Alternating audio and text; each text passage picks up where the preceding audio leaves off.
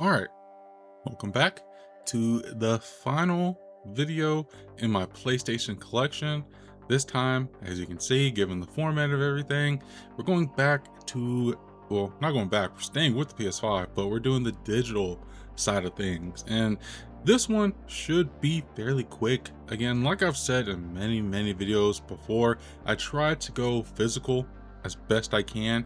Sometimes though, this was a really good deal on PS5, or I just kind of, impulse buy something, or of course, the normal PlayStation Plus games that I get every month. That's what's really taken up majority of my digital side when it comes to the PS5. And so, unlike PS4, which had like 3 folders that were filled with 100 games each, this one's only got 2, and one of them's only like half of, the games in there.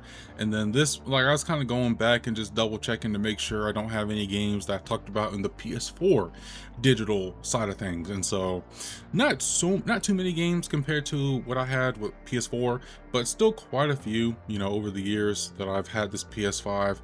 And one thing I meant to mention this in the last video, because this is one game that's gonna, like, I'm gonna talk about more later on. But back when the PS5 came out, do you guys, and please comment if you do you guys remember when Burger King was doing the sweepstakes for the PS5s?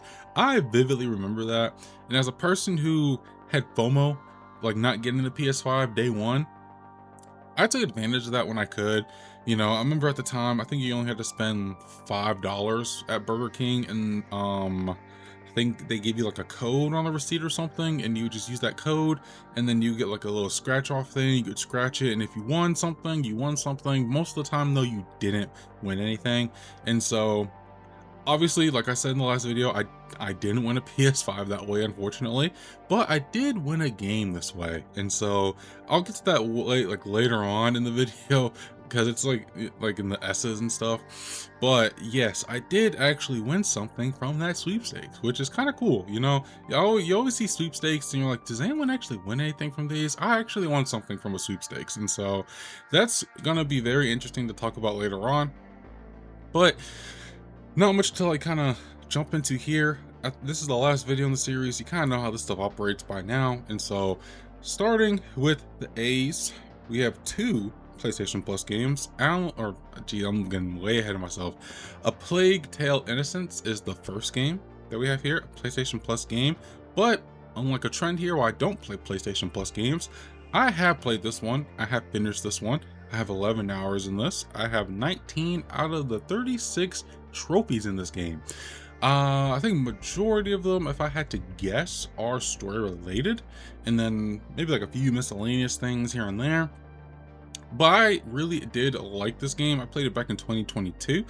I shouldn't say I wasn't, because I definitely, I think this was the second year I was doing the indie stuff at the beginning of the year, and this was one I really did, vibe with at that time. And although I will, like, no spoilers or anything, there's a section at the end of the game, super annoying, super frustrating. If you played this game, there's a pretty good chance you know what section it is that I'm talking about.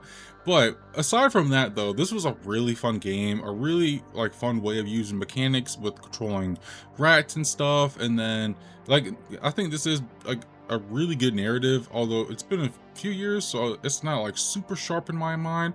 But Amicia and her little brother, I can't remember his name off the top of my head. A really fun time playing as them. I feel like it just kind of jumped in my brain but quickly left. And so yeah, I had a very fun time with this game. Really enjoyed my time with it back when I played it in 2022. And so of course, when they were announcing a Plague Tale Requiem, I was 100% looking forward to this. I didn't so as you can see, I don't have any like trophies or anything on the PS5 version. That's because this was on Game Pass as well. I want to say it was an Xbox exclusive, for like a timed exclusive for a little bit. I could be wrong there. I don't quite remember. It's been a few years, but I did play it on Game Pass for not too long. I actually have not finished this one either. I've been like, when I played it on Game Pass, it was on my PC, and I was kind of on and off here and there. I didn't really get too deep into it. I think I only played for a couple hours, and then you know, once it came to PS5, I was like, maybe I'll get on PS5 one day. And then they dropped on PlayStation Plus again. And so I just have it sitting on my PlayStation through PlayStation Plus. I would really, really like to revisit the first one and also go and finish this one. I can't remember what the trophy requirements were for this, because again, I was on Game Pass at the time. I wasn't super deep into trophies either, but from what I have played, it looks good. It played good, you know, very similar to what was in the first game. And yeah, I'm really looking forward to playing this one for sure. Moving on, we have another interesting title. I don't know if too many people know about this, because I think I found this through YouTube, maybe. I just saw like some cool gameplay, but Akimbot is the third game that we have in the A's here. Very much like Ratchet and Clank in a sense. I think when you look at some gameplay and stuff, you can definitely get the vibes that the people who made Pumpkin Jack, as you just saw, were inspired by. You know, you're just controlling, I guess they're both robots in a sense. It's not like, you know, a Lombax and a robot. They're both robots, but as you can see, this one is very, you know, Ratchet looking esque. And so yes, you can definitely see where the inspiration came from heavily, but you know, it looks cool. It looks really cool, I will say that. That's, I mean, one of the main reasons I got it. It looked really cool gameplay. I'm always down for a nice like a 3D platformer, I guess is the right term. Although this isn't like a, I guess when I think 3D platform, I'm thinking like Mario, like 3D Mario World or something. This is just, you know, I guess a PS2 platformer, maybe? I don't really know. I don't know the best way to like phrase it. But again, looked very cool. Again, people who made Pumpkin Jack, which I don't know if I talked about in the last video or if it's going to be in this one, but Akimbot, I do want to check this out one day. Moving ahead to Alan Wake Remastered, I got this one through PlayStation Plus as well.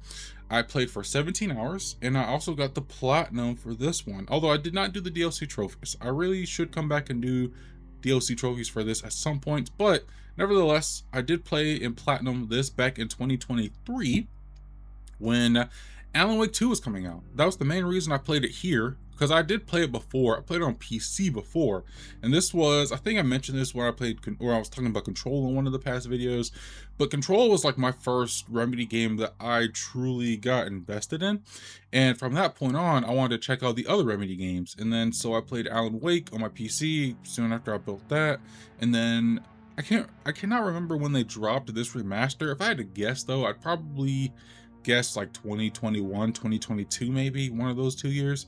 And then when Alan Wake 2 was coming out, decided to get the Platinum for this, made a video on it back in, you know, I think it's, I made the video actually like I dropped it like a week after Alan Wake 2 had already come out.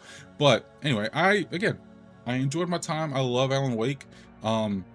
Super glad I gave this one a shot. Like I've said many times throughout this channel, horror games just aren't really my thing, right? I'm not a person who seeks out a horror experience, but still, this isn't like a typical horror game in the sense. This is definitely more along the lines of like Twin Peaks and stuff, and I don't really, I guess more like a mystery thriller kind of thing. I don't really know. But again, Alan Wake is such a phenomenal game. The remaster, of course, phenomenal, and then getting the Platinum for this as well was also really fun too. How did I do this? I think I did 2 playthroughs of this, I think, because I think I had to play, I think there was a difficulty trophy. But anyway, I think I played this. No, there is a difficulty trophy, because I remember you had to play through the game normal and, like, you know, do everything there, and then there's like a certain set of collectibles that you get on the third or the second playthrough on like a harder difficulty, I think. And so I did play this one twice, but still I had fun throughout both of those playthroughs. The gameplay in this is really fun. You know, if you played Alan Wake, you already know, but for those who like are not familiar with it, you're a writer, and I don't want to get too deep into like story stuff. Yeah, the story and like what's going on here. But yeah, you're a writer, and then something happens. You're in this, like, you know, you're trapped in the Northwest region of the United States, and you have to fight off monsters, and like really just at nighttime, you're fighting off people using a flashlight to get rid of their darkness. And then of course you can just wail on them, whatever you got, pistol, shotgun, rifle, whatever. And so yeah, I think this and Alan Wake 2 are their story structure is somewhat very similar. Alan Wake 2 is very different in terms of like how they structure their story, but it's still very like episodic, chapter based, things like that. And so also really cool. Again, harkens back to that Twin Peaks thing. And so really enjoy Alan Wake 2. Phenomenal game. Had a fun time with it. Or I said Alan Wake 2, Alan Wake Remastered. Now we get to Alan Wake 2. And so Alan Wake 2, played this one again. This one again came out 2023. 39 hours, which is kind of crazy. I do feel this is accurate because Alan Wake 2, just the game, it's like the base game of Alan Wake 2, it's pretty beefy. It is a pretty beefy game. And then you got the DLCs on top of that, only 2 DLCs. Night Springs, not as long. I want to say this one you can finish in like an hour. And then the Lake House, if you're trying to do all the like everything in there, probably get 2-3 hours, I would say. And so still, there's a lot of content you gotta play for Alan Wake 2. I did get the platinum for this. I got this one like not a year, but like a few months after it came out. So back in 2024, but I did start in 2023. I think I just kind of got distracted with other things, which is why I just kind of put this one off to the side for a little bit. But Alan Wake 2, Alan Wake 2 is so good. It is so good.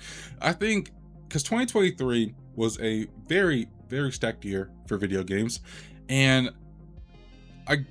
this has been a trend for like I think 2023, I will say 2023, I probably did play a fair amount of new releases compared to like what I've been playing in 2024, especially 2025.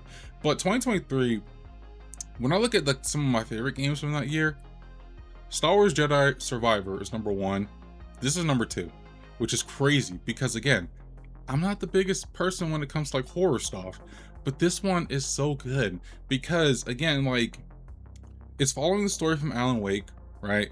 You're playing as Alan in some sections, but you're also playing as this other character named Saga, which is kind of like your mirror into the Alan Wake world if you're not like super familiar with Alan Wake already, or the Remedyverse, because this game takes some pieces from the Remedyverse and just plops them in here. Like you have stuff from Control that make its way into this game, some like illusions and references from Max Payne make its way into this game. The only one I don't think has like a major thing to do here is Quantum Break. I don't know how many, like what, well, I guess maybe a couple characters, I think. I don't know. I really don't. Because I have never finished Quantum Break. I did play it though, like back when that came out, way back when, but I just never finished it. But anyway, Alan Wake 2, again, it borrows from like, it takes pieces from all like the other games in the Remedy universe, but it's not like MCU kind of thing where you need to play them to understand what's going on. You can easily just kind of like, you know, play this game and then just see this stuff. And then I would imagine, you know, if you play this game and you do like it, you'll branch out and try the other stuff. You'll try Control, you'll try the original Alan Wake, you might try this and that. And so definitely think it does a good job with that. And of course, gameplay is somewhat similar to Alan Wake, but not as like, I don't know, I guess flowy is not like the right word. So like there's a certain way Alan Wake 1 feels and plays. This one definitely like takes more of the like, I guess, modern Resident Evil remakes approach to gameplay, which I think is fine. You know, nothing crazy. You know, it's very, you know, very familiar. And again, same structure. You're not fighting as many, I would say, like of the Taken, I think is what they're called. But of course, again, using that flashlight, you're stunning them, and then you're just going away at them with whatever you have. Shotgun, pistol, revolver, crossbow, whatever. You're just going to town.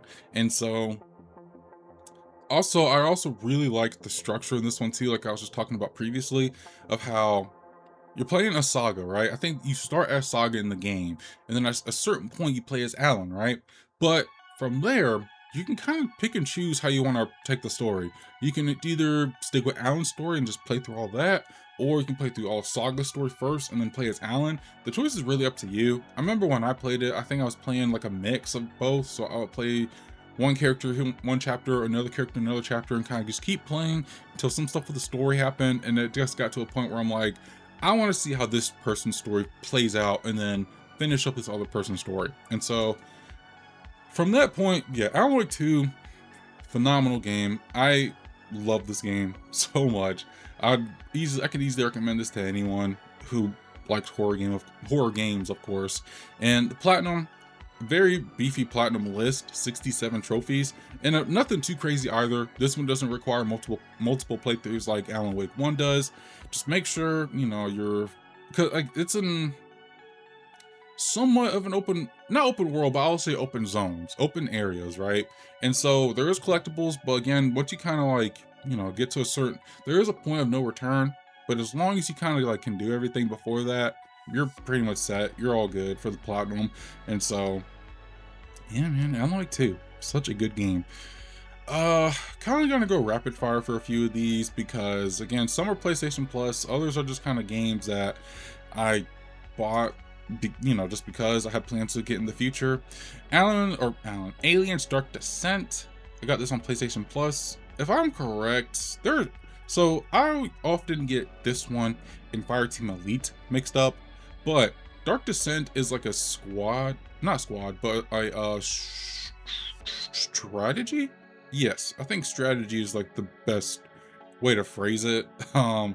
Like it's a top-down, your squad-based tactical experience. So yeah, you have like a squad of 4, like members that you're controlling, and you know, I guess you're just going to different areas, killing aliens. And I've watched like some reviews and some videos on it. I guess you're just, you know, making sure they have the right equipment, the right stats. I think some can get too scared depending on what happens in these missions, and so you have to manage that. And so very interesting concept for an alien game. I'm not a big strategy person guy when it comes to video games, but if depending on what the IP is, I'm more than willing to give it a try. And so I have this one just kind of sitting here. I've tinkered with like playing this in the past for a challenge. I don't know for sure because I can't remember what I'd have to look at what the platinum difficulty was for this, but I do want to check this one out at some point in time. Fireteam Elite, though, this is the one where the platinum is a doozy because I think this game can get very hard, very fast. Co-op alien game, not similar to Fireteam Elite, or not Fireteam Elite. Shoot, I'm getting these mixed up. Dark Descent, somewhat similar to Dark Descent, where I guess you're just a team of like 4, I think is the max, 3 or 4, and you know you're just going to different areas, killing aliens. Like this, it doesn't get simpler than that. Killing aliens, and I guess you just got to prepare your team, get the right stuff, make sure you're well equipped to take on these aliens. And so again, seems like a really cool, a really fun game. I would like to check this one out, but I don't know if I would platinum it. I would probably either have a hard time trying to get this one platinum, because knowing me, I would be hard-headed and try to do this by myself.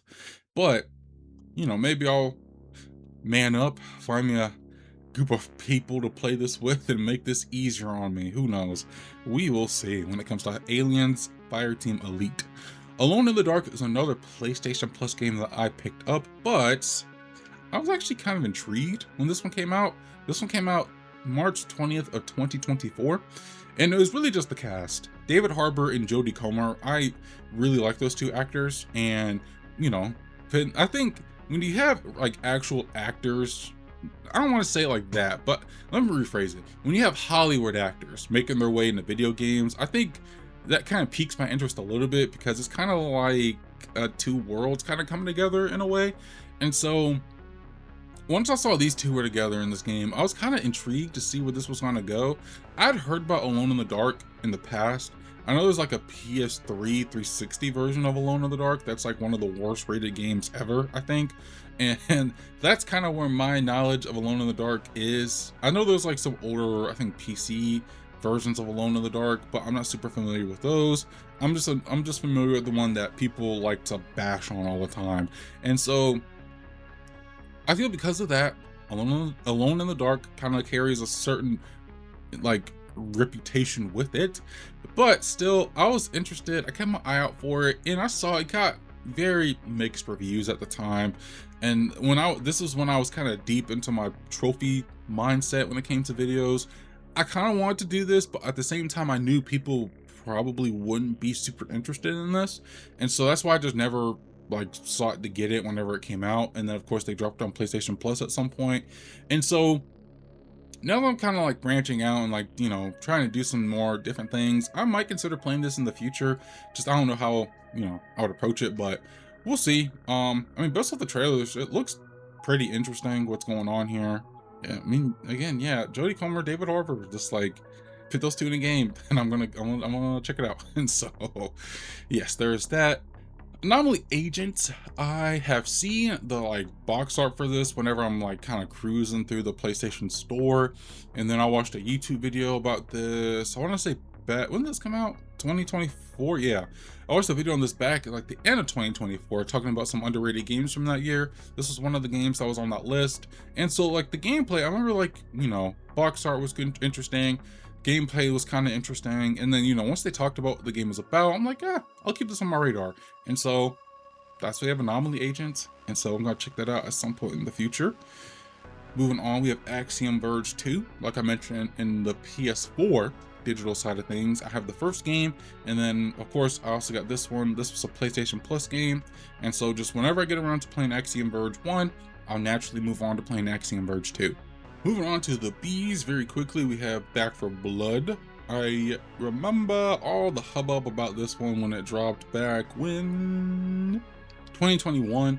Trying to recapture that whole Left 4 Dead spirit of games. You got 4 players fighting hordes of zombies. That's it. And so why did I get this game? For a challenge. That's it. There's a challenge I want to do, or I'm working on, I guess I can say. I've been working on for a minute now.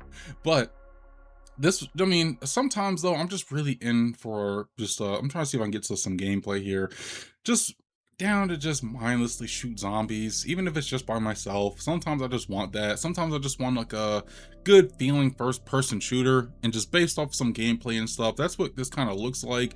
And I mean, the reviews and stuff they weren't terrible when it first came out, but just one of those games trying to recapture a slice of someone else's pie, and just didn't really work out super well. And that's that. But still, I have it here. Very interested. Sometimes like I don't know the last time I really like, got my knuckles deep into a zombie game or something like that, let alone like a first person horde style shooter game like this. This is something I never really, I don't want to say I never gravitated towards. I just never really had that experience, when I was younger. And so just for that, I decided like for the challenge I'm working on, I keep alluding to it. It's like the 1 through 10 platinum, like 1 out of 10 difficulty to 10 out of 10. This one's a 9 out of 10, I think. And originally I had XCOM 2 here, but yeah, I just kind of was like, I don't know if it's something I really want to like, mess around with. And so now I was looking for other games that were 9 out of 10, and I saw this, looked at some gameplay, looked at some reviews. I'm like, yeah, I'll get it. It was on sale. And so that's what I did. And yeah, so whenever I get to in that challenge, that's what's going to happen. I'm still like super early into it. I started this last year, and so haven't made too much progress there, but want to make some more soon. But Tora Lost Haven, really only got this because box art kind of intrigued me. Some of the gameplay intrigued me as well. That's really it. I don't really know too much to say about this game, so I'm just gonna show y'all some screenshots, and we're gonna call it that. Ben 10 Power Trip. Surprisingly, I can talk about this one because I got the platinum for this. Got the platinum for this last year. It took me 15 hours, and yeah, I got this one again along with that that platinum challenge I was just talking about. I think this was a 2 out of 10, and yeah, just I like Ben 10. Let's say that I like Ben 10 when I was younger though. This was back in like 2007, right, when it was coming on. That's the version of Ben 10 I grew up with, right? I don't know anything about, well, let me like rewind. I only watched like the version when he was a kid. I didn't really watch any like when he was like a teenager, when he was with Kevin. I watched maybe like an episode or 2 here and there, but I was always like a young Ben 10 fan, right? But then they rebooted the whole thing, I don't know, a few years ago. And at that point, I had stopped watching Cartoon Network. I stopped watching Cartoon Network a long time ago. Just to quickly get into this little debate, because my friend and my sister, we always talk about this. I was more of a Disney Channel kid when I was younger. If I had to like go based off what I watched, Disney Channel was the one I probably spent the most time watching, and then Nickelodeon, and then Cartoon Network. Now, I would say I watched like a fair amount of stuff equally on all three of those channels, but the channel I spent the most time on was Disney Channel. Now, of course, like, I can tell you all the classics for Cartoon Network and everything. Have I watched all of them? Maybe not, but I have seen a fair amount of the classics when it came to Cartoon Network. But I want to say once the Clone Wars was canceled on Cartoon Network, that's when I stopped watching. I kind of fell off after that. And so yeah, Ben 10, I didn't watch any of like the teenage version of Ben 10 or anything like that. And of course they rebooted it not too long ago. Didn't play that. And like the reason I bring up the rebooted version is because that's what this version is based on, I think. Again, I'm not super familiar with like what they're doing now, so I could be like I don't know, I don't know what else they would base it on, but apparently this is like the second version of Ben 10, like the games they made. I want to see if I can go. There's like another one that's it's just Ben 10. Yes, Ben 10. That's it. I don't know anything about this one at all. Let me actually look real quick. I'm curious if this is like similar to what I played. The art style is different. I want to say it's. I don't know. I don't know. This one does seem a little more level based, but Ben 10 Power Trip, that one's open world. You have a night. So basically, the premise of this is you're, taking a family trip. You're in Europe, and there's like trouble going on. There's like I think 4 different sections you can explore the map, and each area has like its own set of problems here. So yeah, like you can see, there's. I don't remember all their names, but like you have Heat Torch, you have Forearms. Oh man, what's the speedy guy? I don't remember his name. I don't remember that alien's name, bro. But and then there's a couple like new ones that I'm not super familiar with here. I think that these might be newer versions that have come out. I don't really know, but surprisingly, I kind of enjoyed it for the most part. Like, I think, oh, that's another thing too, I guess. This one has co-op. Kevin has his own version of the Omnitrix and has aliens too that he can use. I didn't know that, but because I just played this by myself. So, yes, I enjoyed my time here. I won't say it was like a bad experience or anything, for sure.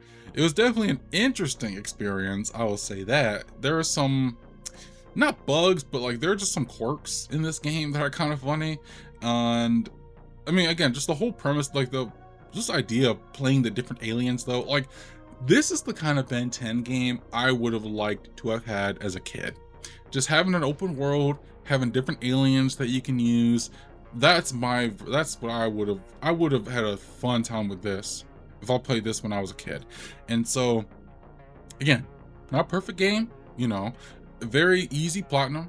Again, took me 15 hours. There is a couple that are like a little annoying, a little grindy in a way, but other than that, it's an okay game. If you like Ben 10, I might suggest it to you. If you have younger people in your life who, you want to get into games, this might not be a bad choice. I think you might need like when they're older just because of all like the mechanics and stuff. But other than that, I mean, it's an enjoyable game. I'll just leave it at that.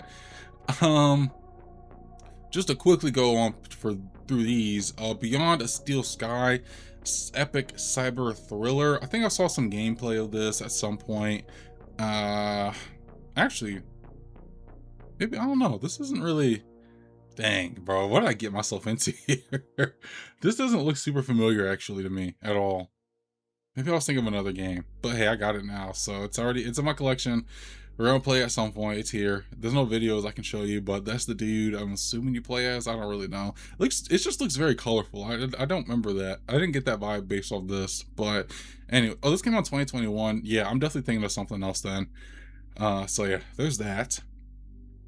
Bomb Rush Cyberpunk. I remember nothing actually. I think so. I don't know if it's the same people who made Jet Set Radio, which came back on like PS2 original Xbox, but it's definitely trying to strive for that vibe, that style, that era of games, right? And so I guess, yeah, you're just playing as different people, going around the city, performing tricks, all that jazz. And so, yeah, that's really all I can say there. I mean, based off the art style, because I have seen like some gameplay of Jet Set Radio, and it's definitely similar to that, of course. And so There's that. This was another, I think, PlayStation Plus game as well. Yes, another PlayStation Plus game. And so does Bomb Rush Cyberpunk Parade. Remember this one made waves back on the original 360 era, back when like indies were really starting to blow up on that time. And the premise, I mean, you know, 2D. I'm trying to get to some gameplay here because I don't really know what this beginning of the trailer is, but yes, 2D platformer. You know, very.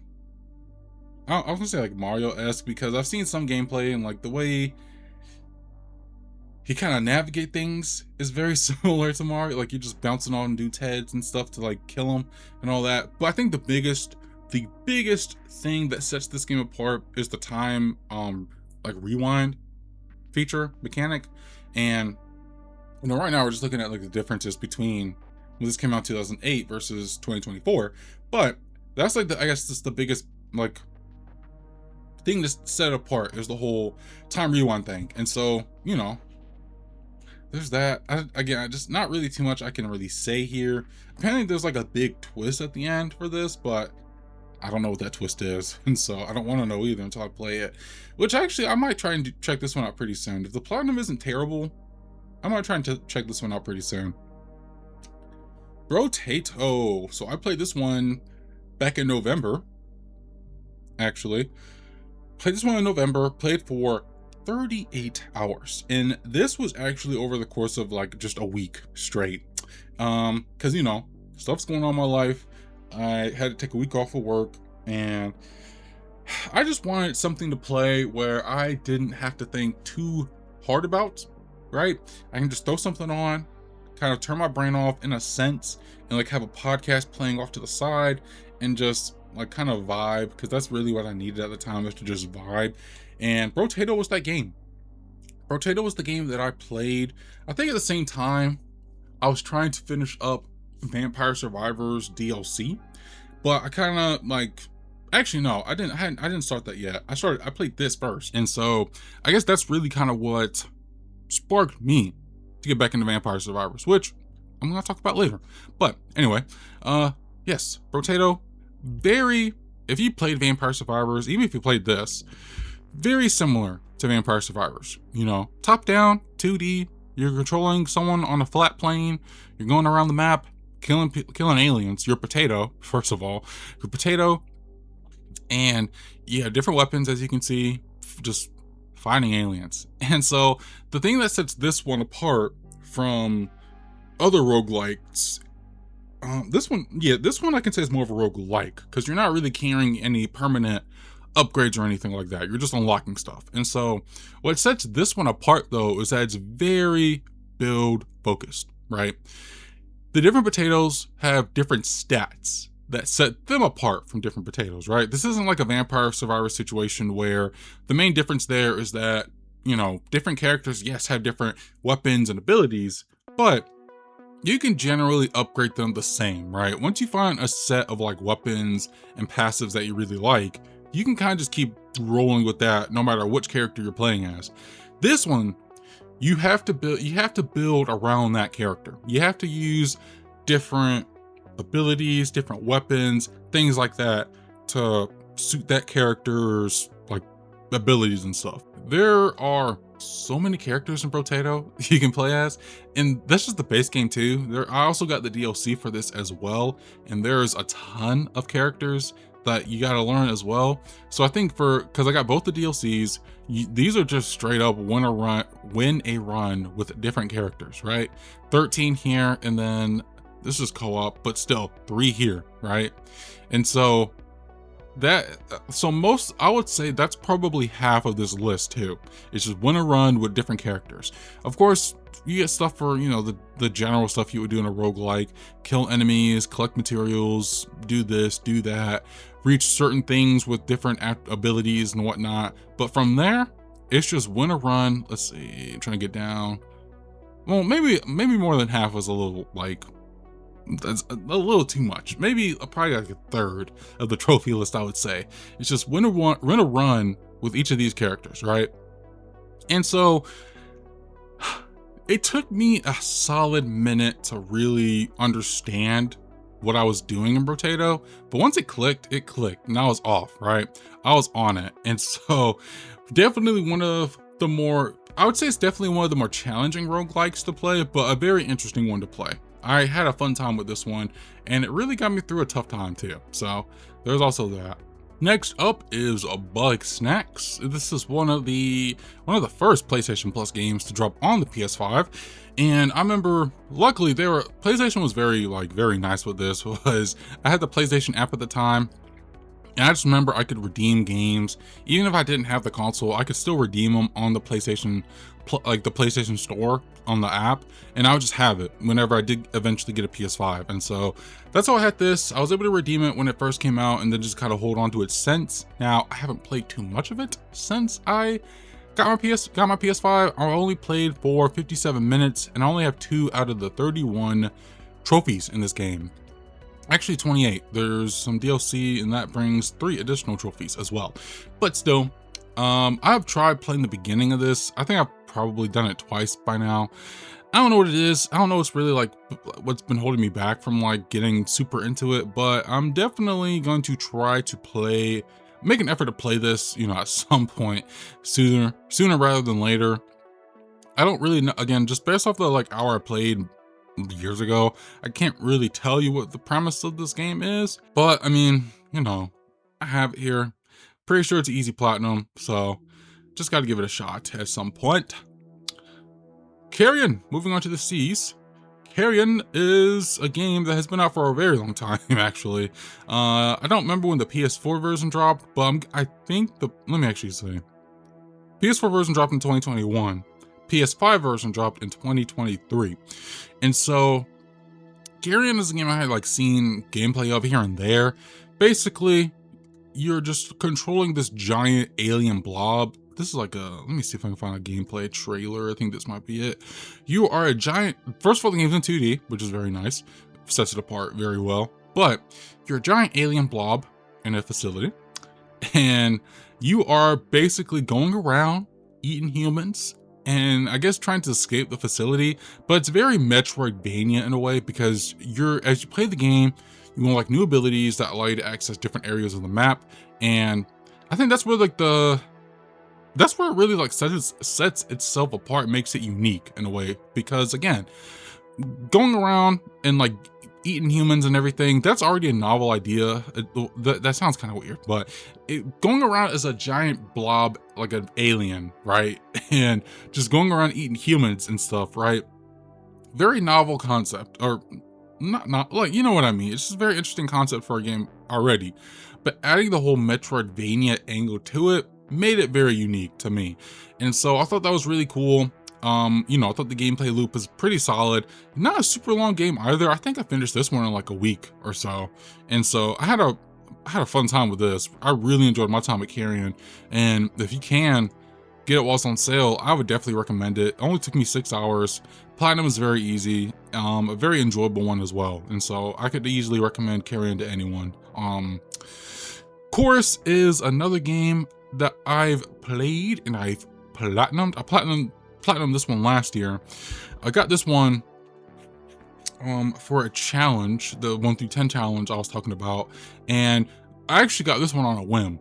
I will say that, because the original game I had in that slot was Mortal Kombat 1, but I just was not vibing with it, and I one night just kind of stopped. I just quit. I'm like, if I'm not having fun with this, no point in continuing to play it and platinum it. And so I was looking for a solid hour for another game that I can play that fit. I think it was a 4 out of 10. I was looking for another game to fit that 4 out of 10 slot, and I eventually saw this one.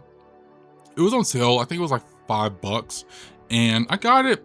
I tried it, and I really liked it. Every now I like space games. I really do. And so every now and then, I'm kind of trying to look for a spacey game to play, and this one's really fun. This one's a very arcadey space game. You're collecting different abilities throughout the game to control your ship, and very fun. A really fun game. An interesting story. It's been almost a year since I played it, so I don't remember it super well. I really actually would like to replay this, I think, because yes, this is a very fun game. And Yeah, just ah man, I need to, yeah, I definitely need to do something like either look back on my footage or replay the game because I haven't written anything about this for the video, and yeah, my memory on it is very hazy, and so need to do one of those two things. But this is another game I'd recommend. It's on sale quite a bit too, and so if you can get on sale, I definitely recommend it. You know, this gameplay, if it's selling you, I would recommend it. All right, so moving on, we have Cloud Punk. This is one I kind of seen a lot about here and there. This came out in 2022. I think the PS5 version. I don't know if there's a PS4 version, but this has been around for a while, I think. And it's just a voxel based game. I think that's what really intrigued me was voxels because for quite a minute, like when I was getting into like game dev and stuff, I kind of wanted to make something voxel based, and so I'd always look at like that art style and everything, and so this one, I remember seeing ones like whenever you look up voxel games, this is the first one that really pops up. And I mean, I don't really know too much about it necessarily, but again, it looked pretty cool. I'm gonna assume it's open world, I think, and it's very cyberpunk-esque. I mean, given the name Cloud Punk, and so yes, very intrigued to check this one out for sure. Cocoon is one of those indie darlings back from 2023. This is the one that I feel like just kind of blew up. Everyone seemed to talk about this one, and this is one I got for Christmas that year. You know, I got some PlayStation gift cards for Christmas, and this is one of the games I bought, but I only played for like 15 minutes or so. But the loop is intriguing, to say the least. Like, it's like you're kind of going through different like microcosms of a world or something. Like you're in one area, right, and then you go to a portal like this, and then you jump to a bigger section of that pie, but then you keep playing in that one, and then you end up going into an even bigger section. And so very intriguing, very interesting. I'm very curious to see how this gameplay loop like holds up across the entire game. So I'm very interested in that. But based off what I played, it's very fun, a very smooth experience, I guess. And yeah, just gotta give it more of a shot for real. Control, I've already sung my praises with Control when it came to the PS4 version. Of course, when they dropped the Ultimate Edition, didn't get it right away, but at some point in the future, I double dipped and got it again. But love to platinum this one again before Control Resonate comes out, which is supposed to be later on this year. And so that's the plan there. Just, you know, whenever we get a solid release date, I'll probably give this one another replay and you know, make a video or two on it. We shall see. But yes, I've talked about this one a lot, so I don't need to, you know, sit here and continue to sing the praises. It's already a very fun game. Moving on though, we have Dead Link. This is a cyberpunk FPS roguelite. Put those together and you have a game that is made for me. And just looking at this gameplay, bruh, it looks so good. This one's been on my radar for a while now, and so I finally got it recently when it was on sale.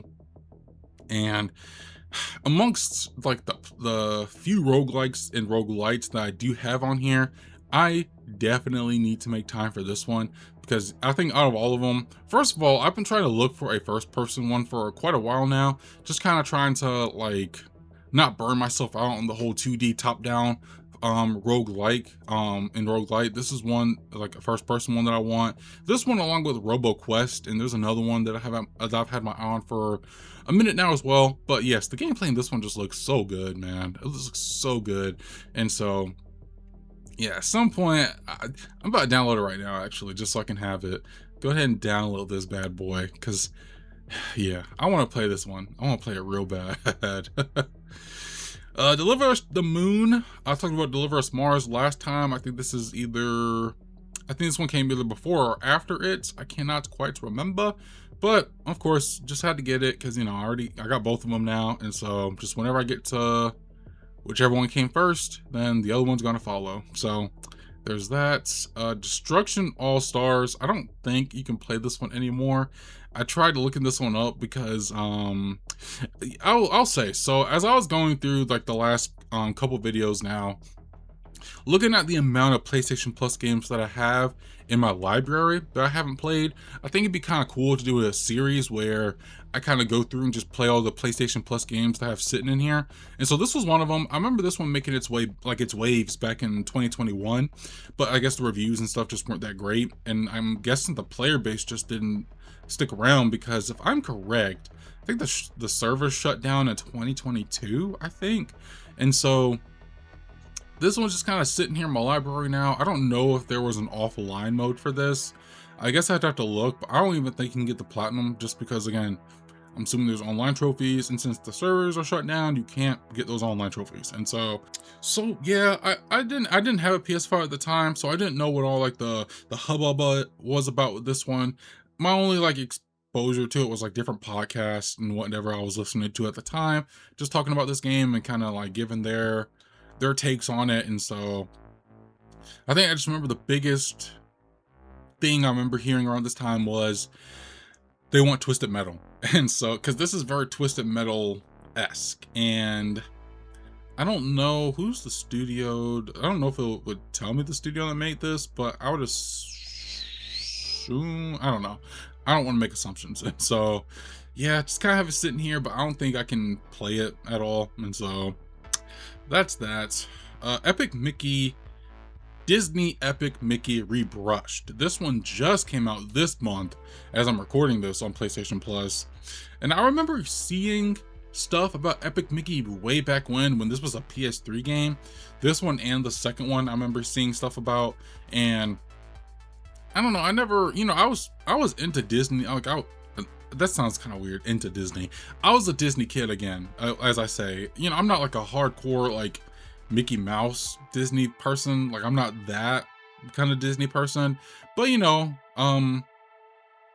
I just remember seeing like stuff about this when I was younger and just kind of, just brushing off to the side. But then of course they remade it a few years back, and I'm like, oh, that's kind of cool. That's interesting. And they dropped on PlayStation Plus, which I'll be honest, that's probably unless I saw it on a sale and was like, I'll get it. This was probably the only way I was gonna get it, if I can be honest. And so have it sitting here. Again, just kind of going through. I saw how like the PlayStation Plus games I kind of have sitting here, and so gonna save it for one of those days for sure. Dispatch, one of the biggest games to come out of 2025. I can't speak on this much again because I haven't played it. I've heard every like podcast, every like gaming channel I watch sing this game's praises as well. Again, I think if I am correct, I want to say some people who worked at Telltale worked on this game, and I think this was definitely one of the better episodic games to really do the whole format of it, because like others in the past, so my history when it like I always praise the Telltale games and stuff, right? I never played them day one when they came out. I usually played it like a couple years or so after they came out, when all the episodes were fully out. I've done that with all the Telltale games. Life is Strange recently has done where like they release all of it at one time, but before, they would release one episode here and there. And from what I remember listening, it would be like months between episode releases, or like a month or so. And so I thought that was kind of wild, and the way they handled it here I think was very smart. They had the whole season already made, I'm assuming, and then just like dropping 2 episodes a week, right? So you have the 2 episodes that first week, and then you have 2 the next, and then doing all that until the whole season is done, which is in like a month, right? And so I thought that was really smart. But then on top of that, you have a very stacked cast of voice actors. You have Aaron Paul, of course, playing the main character, and then you have, let's see, I can't name them all off the top of my head, but you have Alana Pierce, who's the lady on the left, the devil lady on the left. I think Moist Critical is that bat dude. You also have Laura Bailey, her husband Travis something, I can't remember his last name, Jeffrey Wright. So yeah, this is like, I can keep like Young Gravies in this game. That's all who's coming to me right now. But yeah, I think just so many people love this game. It's made onto so many like Game of the Year lists, and so I bought this one. I actually did buy this one, I think a week before, or like a few days before the last set of episodes were gonna drop. But given where my life was at when this came out, I could not find the motivation to like play it or anything. But I 100% want to get to this one sooner rather than later. I think I did buy the deluxe edition for this one, which was like $10 more. Then it comes with like a digital art book and like comics and stuff like that. And so I did shell out a little bit more for this than I normally would, but I definitely I just want to play this at some point because I've just heard nothing but great things about it. Divinity Original Sin 2 Definitive Edition. This one dropped like a month ago. Yeah, literally like a month and 2 days after I'm recording this. And so this one, so Larian Studios, we've heard plenty about Larian after Baldur's Gate 3 came out, but of course, even before Baldur's Gate 3, I think this is the game that a lot of people would praise as one of their best games. Because I remember when I first built my PC in 2020, this was one of those games I had seen come up a lot. I never got it on PC, but I definitely wanted to try it out at some point. And they dropped this a month ago. It was on sale. I think it was like, they dropped on sale. It was like 15 bucks.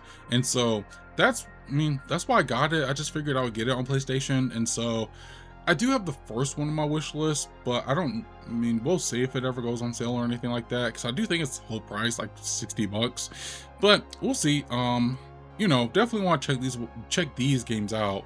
And then at some point, check out Baldur's Gate 3 because everyone loves that game. So there's that. Dungeons of Hinterberg. This was a game I saw on Game Pass, and I'm pretty sure I downloaded when it was on Game Pass, but I've since got rid of my Game Pass. And once they dropped this on PlayStation 5, figured I would get it here. It was on sale, and that is what I did. I don't know too much about this one, to be completely honest with you, but I think, let me see if I can go, I want to have a hint of bug. Not gonna read all this, but action adventure, dungeon crawler, hack and slash, role playing game. Yeah, very cool. From the trailers, that's the main reason I downloaded it when it was on Game Pass. The trailers and stuff always intrigued me, and so once it made its way to PlayStation, I figured I would just get it here. Get the platinum on this side of things, and so there's that. Dust and Neon. I think I bought this is an impulse buy. I think the art style looked cool. Gameplay looked pretty interesting from what I was looking at, but it doesn't have a platinum. And so as you can see, let me see if I can pull up more gameplay. Like, it's just a top down, Midwest game. You're playing as robots, and so the premise looked cool.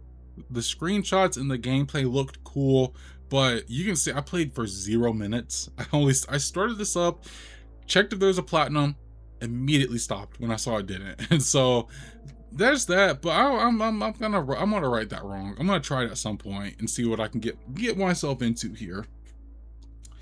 EA Sports WRC. I do not know anything about this. I really don't. PlayStation Plus game again, so I just have it here.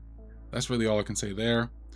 Eternal Strands. So I got Eternal Strands at the beginning of last year. Let's see, this one came out January 28th, so almost a year since it came out. And the gameplay for this, I'm gonna actually go past the launch trailer and see if I can actually find like a trailer.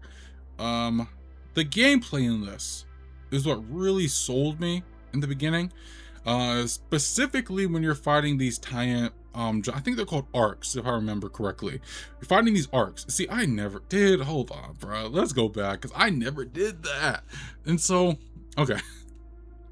Gameplay for Eternal Strands is what really sold me on the game, right?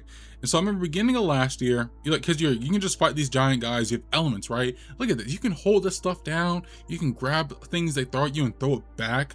But see, I never did this, bro. I never did that. I never did that. Man, that was a crazy move right there. But anyway, Eternal Strands, I did play this at the beginning of last year. And I remember this was a time when I was kind of getting a little experimental with my videos, trying to record my gameplay, record myself playing the game. I bought a webcam, experimenting with that. I try to just mess around with that, see what I can do. This is one of those first games I was trying to do it with, wasn't very successful with it. Just very like this was definitely the guinea pig for that. And so I think in the early videos I have recorded, it's probably like that, where you can still hear me a little bit, but after a while I stopped doing that.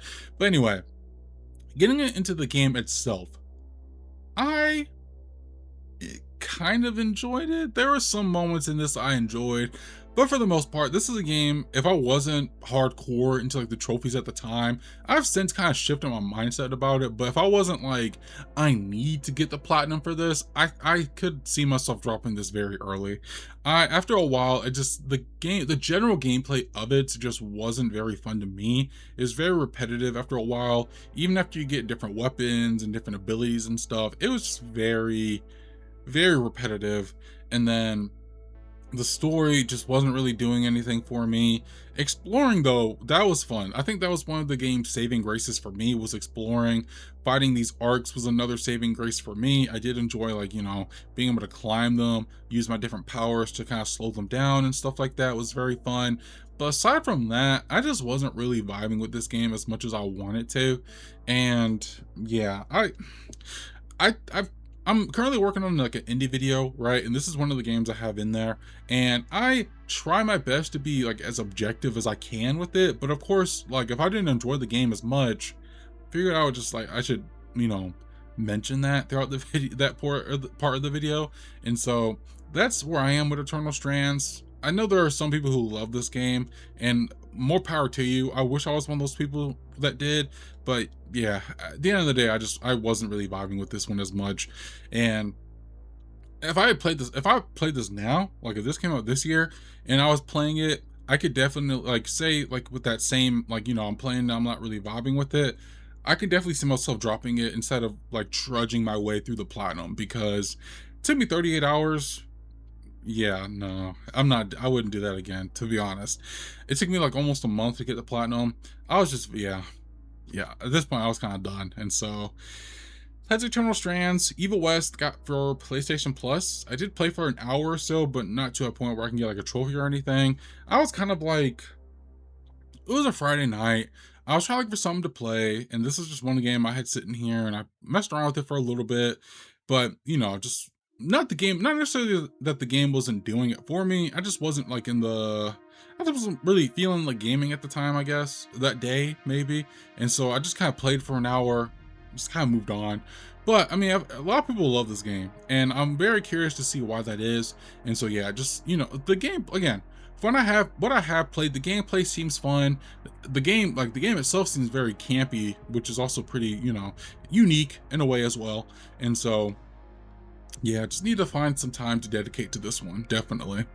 Exophobia is a retro-inspired sci-fi first-person shooter, and you can definitely see that from these screenshots, which is what's kind of intriguing me to check this one out. I saw some, well, so I follow Wario64, and this is one game he's always, not always, but every now and then he'll post it on sale, probably like a Best Buy or Amazon or something.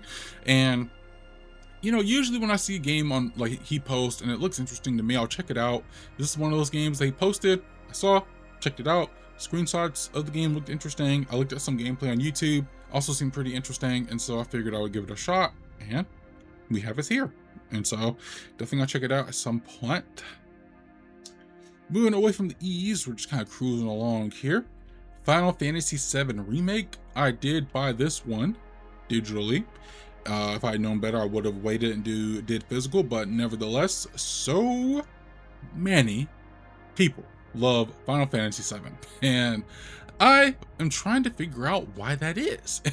Because let me tell you, I have tried playing the original version of Final Fantasy VII many times. I have on my PC. Mostly I've been trying to mostly play on my Switch. After a while though, it just kind of like loses me somewhere. It just really does. I don't know what it is. I get lost in the shuffle somewhere. And I think at some point I was gonna try and like watch a walkthrough of it, and at the same time it kind of discouraged me because there are so many things that I was missing out on. And I'm just like, bruh, I guess that's not like a bad thing, because again, it is my experience, right? And so if it's like, if I play something, I'm playing it, and I run across, like if I watch like someone else's video, I come across and I'm like, dang, I didn't even see that.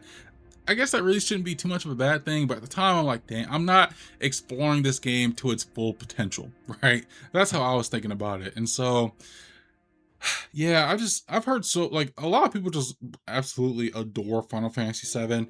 A lot of people adore this remake as well. I do remember when it first got announced, it was like what, E3 of 2015, 2016, I think, one of those 2 years. People lost their minds over it, and then it wouldn't be another 5 years till we got it. But of course, it was during COVID, so that was probably the perfect time to drop it. Everyone was playing it. I saw everyone praise this game at the time too. People still praise this one as well. You know, when you look at, because Rebirth came out in 2024, people still like are like, you know, or this one's the better of the two, right? Even though the remake is like, or not remake, but Rebirth is just like, you know, the continuation of this one, I guess. And so yes, but I've heard, yeah, people love this game.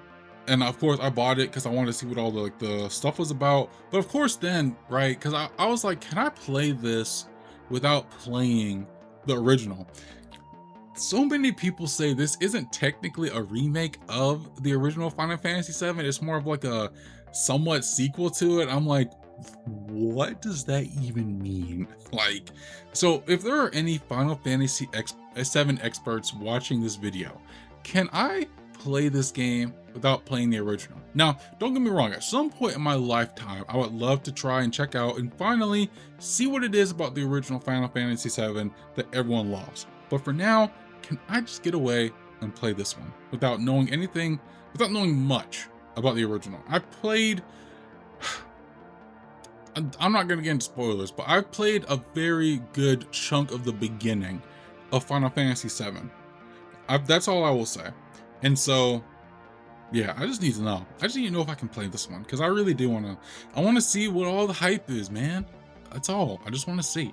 Foam Stars, the knockoff Splatoon, as people call it. This came out in 2024. This is a free PlayStation Plus game as well. This one does not have a platinum. I found out probably a few times, actually. I just always forget. But yeah, just, you know, very similar to Splatoon, which I have played, the first one at least. I played for a little bit, but you're just two teams and you just kind of cover the map with as much foam instead of, you know, ink as you can. That's really it. I'm assuming there's like different modes and stuff you can play, but the gameplay is just very, very similar to Splatoon. And I don't know how much of a player base it has nowadays. I don't know. I have it here, but I don't really know if I would really check it out, because again, I don't know how many people are playing this nowadays. And so yeah, that's Foam Stars for you. Fortnite. I mentioned this, I think I had the PS4 version of Fortnite, I think, but I wanted to save it for this one because I probably played majority of my time of Fortnite on the PS5 version. Now, 170 hours is a lot, but I think compared to other people, it's probably not a lot at all. Because I know my friend, because this is really, I only play it with my friends, really. This is like the only game we really play for real. And yeah, that's just how the 175 hours kind of accrued. When did this because this is the PS5 version, obviously. This one came out, well, it just says 2017. Maybe this is all my hours then, because I did, no, this can't be right. There has to be the PS4. I don't know. But anyway, let me just move on. Yes, 170 hours spent here. Played for a little while during the COVID days. We kind of hopped around between like this and Warzone and GTA 5, of course. But this one, I think I just played majority of it over the years on my PS5 with a few of my buddies. I mean, again, I think it was, you know, when this first came out, the Battle Royale stuff first came out, I was definitely like, for a little while, I was a bit of a hater. Because again, multiplayer games just aren't like my main thing, right? And so I was kind of a hater and be like, Fortnite, it's whatever, you know. I'm not like those other guys that are obsessed with it. But I think I do remember, like, it came out like, you know, PS4, like Xbox, of course. Battle Royale came out, that blew up, took over immediately, and then they dropped it on the iPhone. I remember playing it on that. That's actually how I got my first victory rate, or yeah, Victory Royale was on the iPhone. And so I remember it was like during a class one day. It was the last period of the day, so I didn't have anything to do. I was just playing Fortnite, and bro, when it was just me and one other person, my chest was pounding, bro. Like, can I win this? And I won it. And so I was very excited. I understood then what all the hype was there. And so yes. But the thing with Fortnite that I just did not gel with was the building. I could never get into the building. And so back during like the COVID days when everyone was just, like being sweaty and stuff, I had a friend who was very sweaty. He was built like the way he was building, I could never comprehend it. I remember he was trying to give me like a lesson in building one day. And it just never really clicked with me. But when they dropped no builds, that's when it got me. That's when it got my hooks into me. Cause I'm like, yes, I can finally enjoy Fortnite now without having to build anything.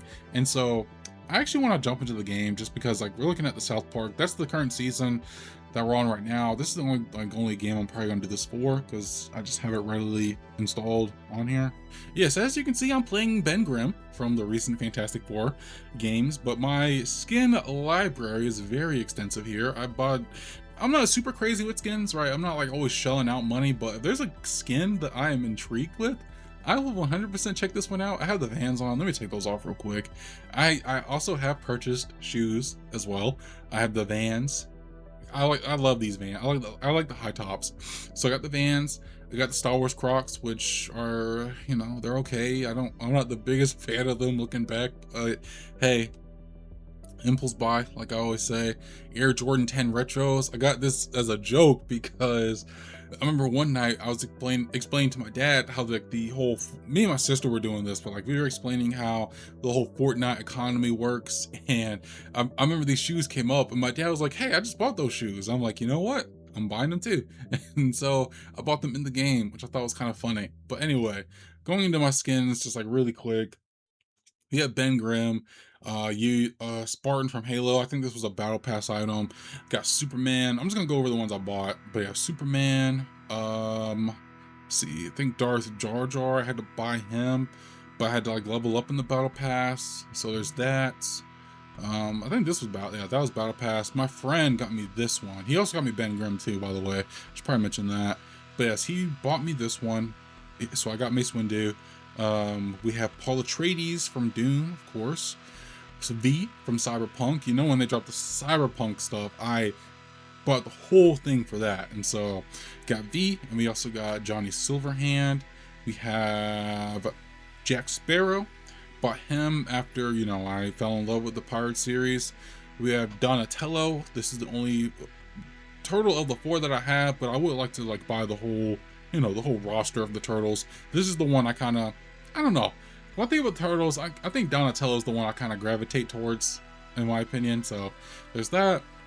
We have Darth Maul. We have Omni-Man. We have Miles Morales. We have Spider-Man 2099. Ahsoka's Clone Troopers, definitely one of my favorite clone designs from the Clone Wars. Anakin Skywalker, Coruscant Guard, another one of my favorite designs from just really the clones in general. Like, I just really like the Coruscant Guard. And then we have the Wolfpack Trooper. Always loved the design on the helmet and then the shoulders right there. Thought that was cool. Han Solo, Princess Leia, Darth Vader. We have Obi-Wan Kenobi. We have Chloe Frazer, but this one has 2 different versions. The one from the game and the one from the movies. I'm more of a fan of the one from the game. That's just me. Same with Nathan Drake. We have the one from the movie and the one from the game, Uncharted 4. I'm kind of agnostic with these 2. Sometimes I'm like, I want to be Tom Holland. Other times I'm like, I want to be like, regular Nathan Drake. So there's that. Of course, I had to get a Tron skin. Bandwidth is the one I went with for whatever reason. Whenever they drop more Tron stuff, I'm probably going to buy a couple more there. We have Alan Ripley, a Xenomorph, Silver Surfer, Deadpool. This was back in like Deadpool, at least was back because there was a Marvel season in like the COVID days. I remember that. And so, but I did get Silver Surfer, and so bought him, and that's it. That's all the skins I purchased with Fortnite. Of course, plenty of emotes, but we don't need to go through all that. Hold on, there's something. I'm missing somebody. Hold on. Well, here we go. Oh, geez. I'm missing a lot. I don't know why it started. I guess because I had Ben. I saw it here, but I'm like, I'm missing people. We have Daft Punk, bro. You know I had to do it. I had to do it when they dropped these guys. And so I bought the whole bundle, got everything with Daft Punk, and so really proud. This is probably the one I'm proud to own for sure. So there's that. Got a T800, really cool skin here. Lucas Sinclair, my friend got me that one. I got Yuki Yubari from the whole Fortnite animation they did not too long ago. I got a Blue Ranger, and then I got Gogo Yubari. I bought her as well. And then we have Jake Sully and Neytiri from Avatar. And so I've showed out a lot of money on skins on this game, but you know, I played Fortnite enough that I feel like I'm getting my money's worth here. And yeah, I didn't mean to call on a whole Fortnite spiel. I just kind of wanted to like take things away from the whole South Park looking thing, because I've actually never seen South Park a lot. I've only seen like an episode here and there, and so just want to shake things up a bit. But yes, that's Fortnite. Again, I've kind of turned around on this. You know, at first I was like a hater, and then I didn't really play much because I didn't like the building, but then they, you know, got rid of the building, and I enjoy it now. So I have a lot of fun playing Fortnite with my buddies whenever we play it, and yeah, that's the Fortnite experience for you. Moving on, we have Fury. I originally had this on PS4. I think it was a PlayStation Plus game. What's this version? I don't know, but I was trying to see if I can go to the PS4 version. But yes, I did have the PS4 version. Did I talk about it on the PS4 video? I can't quite remember. But you know, just this is one of those games. This is one of those very rare exceptions that this is a hard game, a very hard game. I've tried playing this one quite a few times when it was on PS4. I never got super far into it, but you know, gonna try and change that around at some point, and you know, just get into it. Because again, the gameplay is very stylish. You can see like the cutscenes and all the animations and everything. Very cool. But it's the bosses. I think because that's all you're fighting are bosses. Yeah, very, very tough game, to say the least. But one that I have still sitting here, so I'd love to check it out and just kind of see what I can get myself into at one of these days. All right, moving on, we have Ghost Runner. Yeah. Did I talk about? I feel like I talked about this the PS4 one, but I don't know, I can't quite remember. But played for 1 hour, 14% of the game was complete, and we have 2 out of the 45 trophies, actually 34, but we have 11 from Project Hell DLC. But yes, this one kind of, I did not mean to download it, but it's already done. This one kind of threw me off guard when I first played it, because again, gameplay looked like a, you know, normal, I guess, first person hack and slash, maybe cyberpunk hack and slash. But then I actually, because I got this back when I was doing Let's Plays.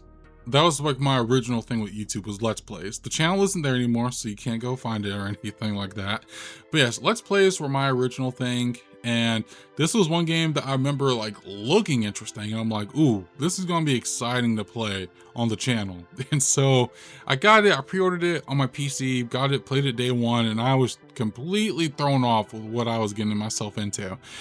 Basically, you're this guy, you have a sword, you can move fast, but you only have one hit. Like basically, like what, like if you get hit once, you're done, you're dead. You have to restart the whole, not like the whole encounter pretty much. And yeah, that threw me off. And so didn't play much of it on PC. I did not play much of it, but I wanted to get it again on PlayStation because I figured it would make a better like platinum style video. And so that's how we have it. I got the PS5, like the cross-gen PS4, PS5 bundle. And then of course they did Ghost Runner 2, which came out, when did this come out? 2023. October 26th of 2023. And I didn't buy it day one because again, I never finished the original Ghost Runner, but they eventually dropped this on PlayStation Plus. I'm like, yeah, I'll get it that way. And yeah, from my understanding, just a little bit more of Ghost Runner. Of course, better graphics. I think there's a lot more you can do in this game as well. There's like I think a motorcycle portion of the game that you can participate in. So there is that. But yeah, just again, whenever I get around to playing Ghost Runner, I'll get around to playing Ghost Runner 2. So that's that. Godfall, one of those PS5 launch titles. Ascend and Godfall, a first of its kind looter slasher melee action RPG. I was just very curious, like first of its kind is very interesting like thing to label your game as. But anyway, yeah, this one I just remember seeing like again launch title for the PS5, and again that's kind of it, a looter slasher as the game calls it. And yeah, I just kind of have it sitting here. I did like tinker around with an idea last year where I play like a bunch of PS5 launch titles since it was the 5th anniversary for the PS5. Just never got around to it, obviously. So that didn't come to fruition, but I definitely would like to actually check this one out pretty soon just to kind of see what was kind of going on with this game at the time. And I mean, yeah, just kind of see what this game's about, really. No one talks about this game anymore. I don't think a lot of people talked about it when it first came out either. So yeah, this one ought to be interesting to check out.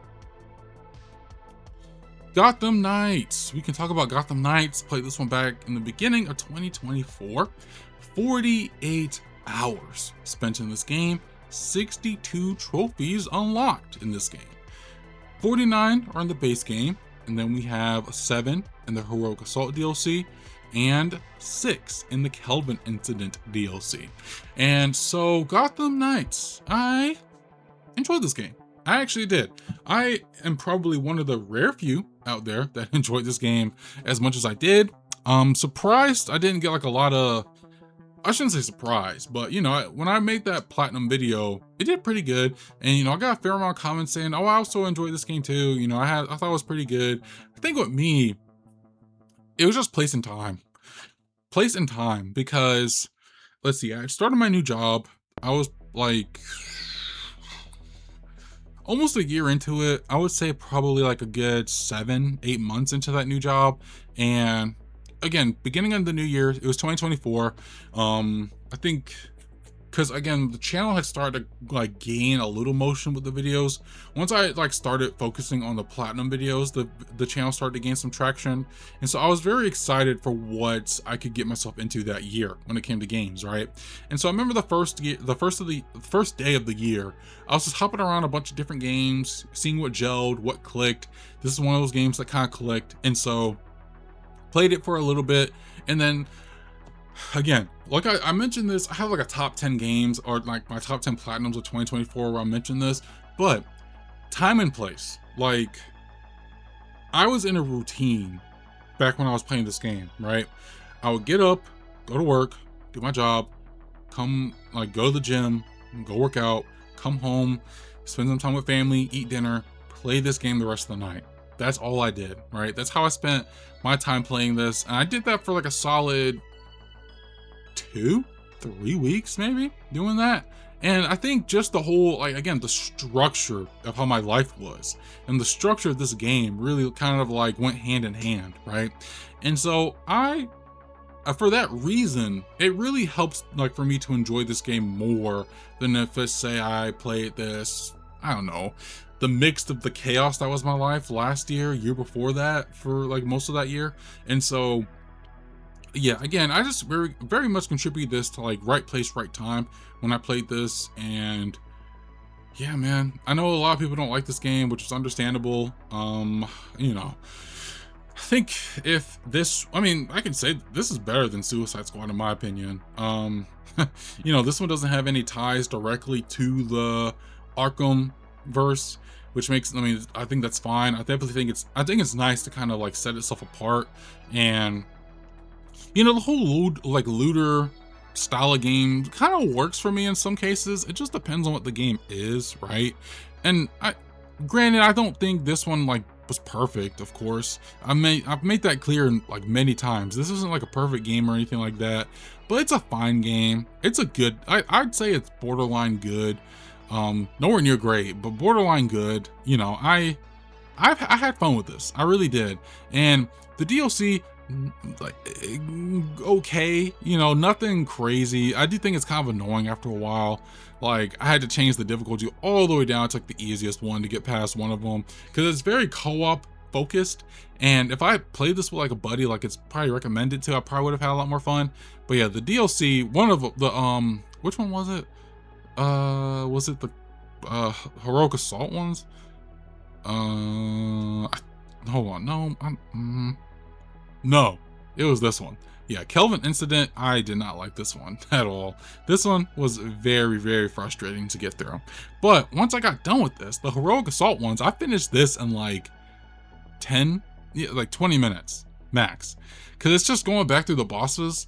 But since I had all my abilities and stuff, and I had, oh, well, this one, I guess, is what really kind of holds me back, is completing all 30 floors of something. But yeah, once, yes, this is what, never mind. So I did not complete it in 20 minutes. This one took me forever to do because I had to get through 30 floors of like the Heroic Assault stuff. But once I was able to get through this, the showdowns, yeah, I finished this in like 10 minutes, easy. And so that was a nice way to kind of end things with the platinum. But so yeah, like it took me, so I guess the 16th was my last day playing this, and I started this, if you go new to old and scroll all the way down to the bottom, I started this on the 1st, yeah, January 1st, 2024. So like 2 weeks to finish this one up completely, but I enjoyed it a lot, had a fun time with it. Greece, the last G game that I have here. I played this last year, majority of it last year, all of it last year actually. I played here and there, you know, like I think I got this back in like 2023. I started this, but I didn't really get into it until last year, beginning of last year, and I enjoyed this game. I do. Took me 9 hours. It took me, I did this across 2 playthroughs.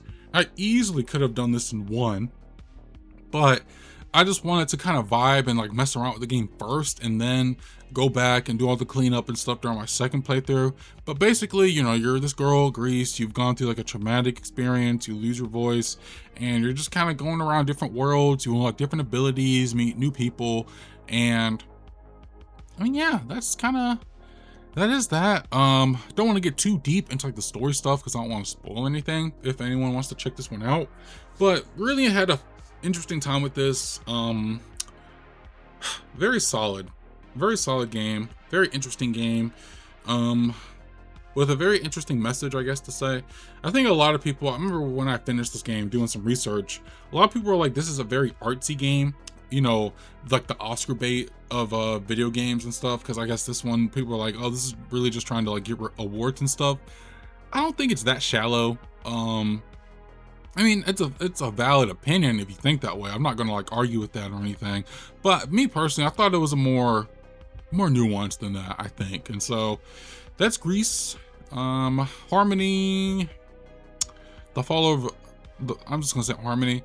Again, the box art looks interesting. I think this is like a, I think you make your own choices here. I don't really remember. But you know, art style looks interesting. Some of the gameplay looked interesting.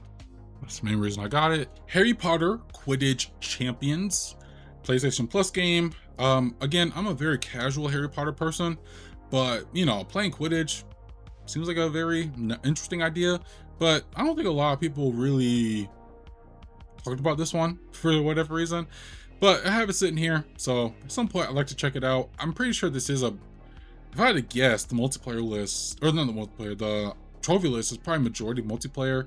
I mean, this is a multiplayer game, and so I thought it would be interesting if I do ever check it out. But yeah, that's Quidditch Champions there. Heavenly Bodies, another PlayStation Plus game. Got this one, I don't know when, played for less than an hour. And basically you're just an astronaut in space and you're using your appendages to, you know, navigate through space. I can't remember if I talked about this one on the PS4 video. There are some games that I had on the PS4 video that I realized were also on PS5. So some of it I did like cut out of the PS4 video because I'm not going to talk about it here. But the thing with that now is I don't remember what games I talked about and what games I didn't talk about. So I don't know. I don't want to sound too much like a broken record here if I did talk about it in the previous video and I kept it in there. But yeah, you're just controlling an astronaut through like zero gravity and just trying to navigate the space, complete some light puzzles, and yeah, I tried playing this one for a challenge I did last year, but I just kind of like, I was getting towards the end of set challenge and I just want something simple. So I did not play this one at the time, unfortunately, but definitely want to save this for maybe another challenge, maybe an indie video. I don't really know, one of the two. High on Life is another PlayStation Plus game I have in the library, but this was originally on Game Pass, which is how I played a little bit of it at the time. I didn't play much of it. This one came out, I think 2022, November, December of 2022. And basically, I guess,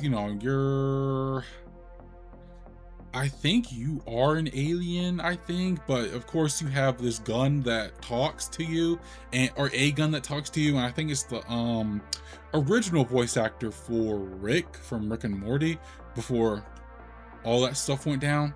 But of course, when it comes from that, like that, right, there's a certain level of humor that these games have, and I will say some of it works for me. I haven't watched all of Rick and Morty. I've seen a few episodes here and there, and sometimes the humor can work, sometimes it doesn't. And so I think similar with this game, mileage is going to vary. If that humor works for you, you're probably going to have an amazing time with this. If that humor doesn't, and it's probably not going to do much for you. And so this one, again, I've only played for maybe like an hour or so. I only had like a couple play sessions with this, and so I'm this is a very okay. No, so you're playing as a human, I'm guessing, but a very stacked voice cast here. And Tom Kenny, I don't know why that one jumped out to me, but yes, very interesting game. And I actually would like to check this one out pretty soon. I think the second one's releasing in like a month or two, and so yeah, just want to check this one out and just see how I feel about it now. See if I vibe with it still. Hot Wheels Unleashed. Bought this one digital. If I can, I might try to go physical with this one, but again, very good sale. Sometimes I just can't beat a good sale when it comes to these games. And so I have this one digital. I mean, you're basically the lot. I think I was like probably 7 or something when I got that. And so just a random memory I have there. But yes, Hot Wheels, I enjoyed it when I was a kid. And so of course, when they were like announcing a Hot Wheels game, I'm like, that's interesting. I'm gonna keep on my radar. And so I had this one. Ooh, the DeLorean. That's cool. That's cool. So yes, I've had this one kind of sitting on like my radar for a while. And when I saw it was on sale, I just figured I'd jump the gun. So there is that. Just sticking with the Hot Wheels thing, because I'm gonna jump ahead to like Hot Wheels 2 while I talk about this, because I have the second one through PlayStation Plus. But my dad still gets Hot Wheels. He doesn't get the cars though, because Hot Wheels, the cool thing is they also like make like Star Wars stuff, and so he has quite a few like Star Wars ships from Hot Toys. I want to say, he has the Slave One, an X-wing, I think maybe a U-wing from Rogue One, and maybe a Star Destroyer. I don't know if that was a Hot Wheels thing, but yeah. And then he got me something from Bad Batch, actually, Bad Batch, a couple years ago, and so I also have a Hot Wheels toy just sitting around, so I'm just, still collecting every now and then. But yes, Hot Wheels Unleashed 2, continuation of Hot Wheels Unleashed. And so got this to PlayStation Plus. Naturally, whenever I get around to Hot Wheels Unleashed 1, I'm gonna get around to this one. And so there is that. We have the Eyes, Indiana Jones, and the Staff of Kings. Played this one for a challenge last year. Played for 5 hours, and I got the platinum. Yeah, this is an okay video game. Didn't enjoy this one as much as I wanted to. I think this one has some troubled development, if I'm correct, back when this originally came out on whatever the console, PS2 of course, and all the other consoles. But yeah, I just wasn't really vibing with this one. Yeah, I think it's an okay Indiana Jones game. I think after playing The Great Circle, I'm kind of spoiled in some ways, because if I played this when I was younger, if I got into Indiana Jones when I was younger, I might view this one a little differently. But now that I'm playing this much older now, yeah, it just wasn't really doing it for me. The beginning though, like the first 2 areas that I was in, because this is level based, and the levels can get pretty long too, but there's like 5 or 6 levels you can go to. The first 2 levels in this game, amazing. Like they're, well, if you're just playing them, the first one is a little annoying when it comes to trophies, but from just like playing it, very fun, very fun Indiana Jones kind of game. Do wish there was some setup, I will say that, but the first 2 levels kind of set the game like accordingly, but then after that I feel like it kind of falls off in my opinion. But hey, there are people who like this game, obviously I won't judge them for that. It just wasn't really for me. It Takes Two, a PlayStation Plus game that I have sitting on my PlayStation. I probably did talk about this in the PS4 video, but again, Joseph Ferris game of the year, Just have it in here. So if I do have it, I'm not gonna spend too much time on it here. So just have it sitting here. Most likely would play the PS5 version whenever I get to it. Jusant, another PlayStation. Was it PlayStation Plus? Yes, another PlayStation Plus game. But I also believe this was a Game Pass game for a little while.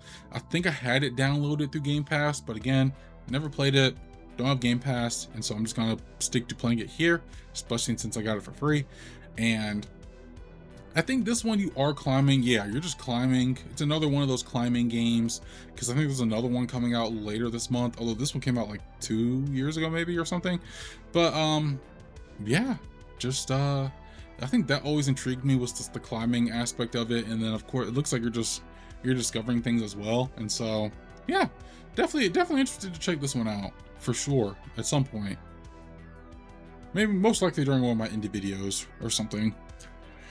Kena Bridge of Spirits. This one came out what, 21? Yeah, 2021. I think I got it for Christmas in 2021. Played for an hour though. I only have 4 trophies. I remember reviews and stuff were coming out, and like they were just saying that this game is pretty difficult and like just very PS2-esque. I feel like those were like the 2 big complaints for it, at least from like reviews and stuff I watched. I never got super far into the game to really like, you know, judge whether or not the game was hard or not. But I mean, the game looks fantastic. I'll give it that. It looks fantastic. Cutscenes are pre-rendered, but like they have a very Pixar quality to them, right? And yeah, dude, this game really, like, again, a lot of PS5 exclusives I kept my eye on. I still do, but I kept my eye on like heavily back then. And so of course this is one I picked up at some point when it was like on somewhat of a sale, not like a deep sale, because again, I got it like that Christmas, and so it was probably like maybe 10-20% off at the most.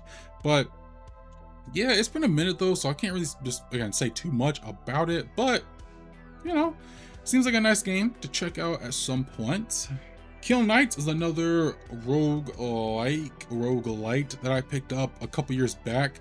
I think I remember seeing this on a Game Ranks video, and of course, since I loved Vampire Survivor so much, any kind of rogue style game, I was willing to check out, and this one seemed very intriguing. And so yeah, just kind of have it sitting here, and I'm kind of in a weird spot with roguelikes and roguelites. I know I just downloaded that link, but this is another one I kind of have sitting here, and I think it's on my PlayStation Live. Is it just sitting there? Yeah, I have it downloaded, so at some point just need to boot it up, give it a shot, see what's up with this game. Killing Floor 3, I think this is the PlayStation game for this month, if I'm correct. I'm not super sure. This just goes to show how my memory works. I'm actually gonna check because I feel kind of dumb. I feel like it is the free game for January 20s. No, it's not. Jeez. Okay, then it probably was the free game for December. And if it wasn't December, it was November. And if it wasn't November, I just know it was one of these last few months. That's all I'm gonna say. But Killing Floor, I actually was kind of looking into this when it was coming out late last year, actually, or mid last year, like July last year. Because again, going back to the whole Back for Blood thing, I kind of like every now and then would like to check out a horde based first person shooter. And again, Killing Floor 3 was coming out and it seemed very intriguing, and so I kind of not really kept it on my radar, but I guess just, you know, was intrigued in a way. And I don't remember seeing like reviews or anything for it, but I mean, once it dropped on PlayStation Plus, I'm just like, I guess we'll get it there. And so that's what I did. And it's just sitting here again, just like the gameplay, at least to me, it's like very fast, very smooth. And yeah, sometimes that's just what I want. You know what I mean? This is what I want sometimes. And so yes, that's Killing Floor 3, one of the free PlayStation Plus games. Lake is a indie game I picked up probably a couple years back, maybe, if I had to guess. And this one, a very small indie game, I think. You're just kind of going around delivering packages and stuff. And I've seen a few of these. I've seen this game pop up in a few videos, most like trophy videos, and they don't really seem to vibe with it that much. But I don't know. Sometimes I'm just down for like a smaller experience like this. Just gonna, you know, exploring the city, I guess, meeting people, understanding why they're buying these things, maybe. I don't really know. And so That's like, I mean, it just, I don't know, something about it just kind of scratches an itch in my brain that I want to check out. Last stop, I actually picked this one up pretty recently as well. Just based off the trailer. I mean, it just kind of seems like another one of those story-based games where you make choices that drastically change the story. We're gonna see, how much of that actually like holds up, but it seemed interesting. The trailer seemed very interesting, and yeah, I just figured I'd get it. It was on sale, so if I don't like it, at least I didn't have to pay full price. But we'll see, we'll see. Lawn mowing simulator, the PS5 version. I don't think I talked about this on PS4, so yeah, this is very fresh in my brain now. Played this one well, I guess I can say this was an impulse buy for sure, because simulator games, I'm not like someone who's like always like looking into simulator games. I often see them pop up, definitely, but I'm never someone who's like, oh, there's a new simulator game out, I want to check that out. And so it really has to get me for like what it is I enjoy, like power wash simulator. I enjoy power washing. I actually power washed our driveway last year, had a blast with that. And so of course power wash simulator was a vibe for me. Another thing I love to do, I love cutting grass. And so like it's like summers, dude, early spring and like summer, I love cutting grass. I really do. Like put on a podcast, give me like a little hat or something to like keep the sun out of my face. I'm set, bro. I am so set. Give me like over the next, what, 2 hours or so, I'm cutting that lawn. Dude, it is so fun. But anyway, I'm so silly. But anyway, yeah, so like, just one day, I think this came out on like Game Pass like years ago, because I remember my dad playing this. He loves cutting grass too. He's all about grass, especially like that man in grass. Let me just say that. But I remember just one day over the summer, just kind of cruising through the PlayStation store, and I saw it on sale. I'm like, dude, you know what? I like cutting grass. I'm getting a lawnmower simulator. And I didn't play much. I only played for an hour. I only have a few trophies, because again, it took me an hour to do 1 yard. And so, that's that. But hey man, I enjoyed my time with it. I'm trying to see if, yeah, so I started, if I'm guessing, if before I started the game, I purchased my first vehicle at like 3:42 in the afternoon, and it wasn't until 5:34 where I finished it. I finished this lawn, man. It took me that long, and so it's not the prettiest job out there, but yeah, that's lawn mowing simulator for you, bro. I'm gonna have to check this one. I'm gonna have to give this one more time, because yeah, I had a fun time when I did play it. All right, continuing down the L's, we don't have much. We still have quite a few, but not a lot. Continuing on with the L's, Lego Star Wars 2, the original trilogy. This is a PS2 port of Lego Star Wars 2, the original trilogy.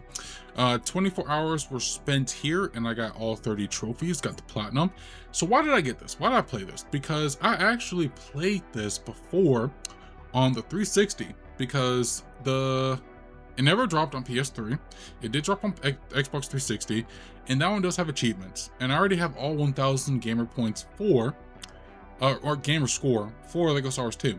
So I just got it again because I figured it would be nice to, or fun.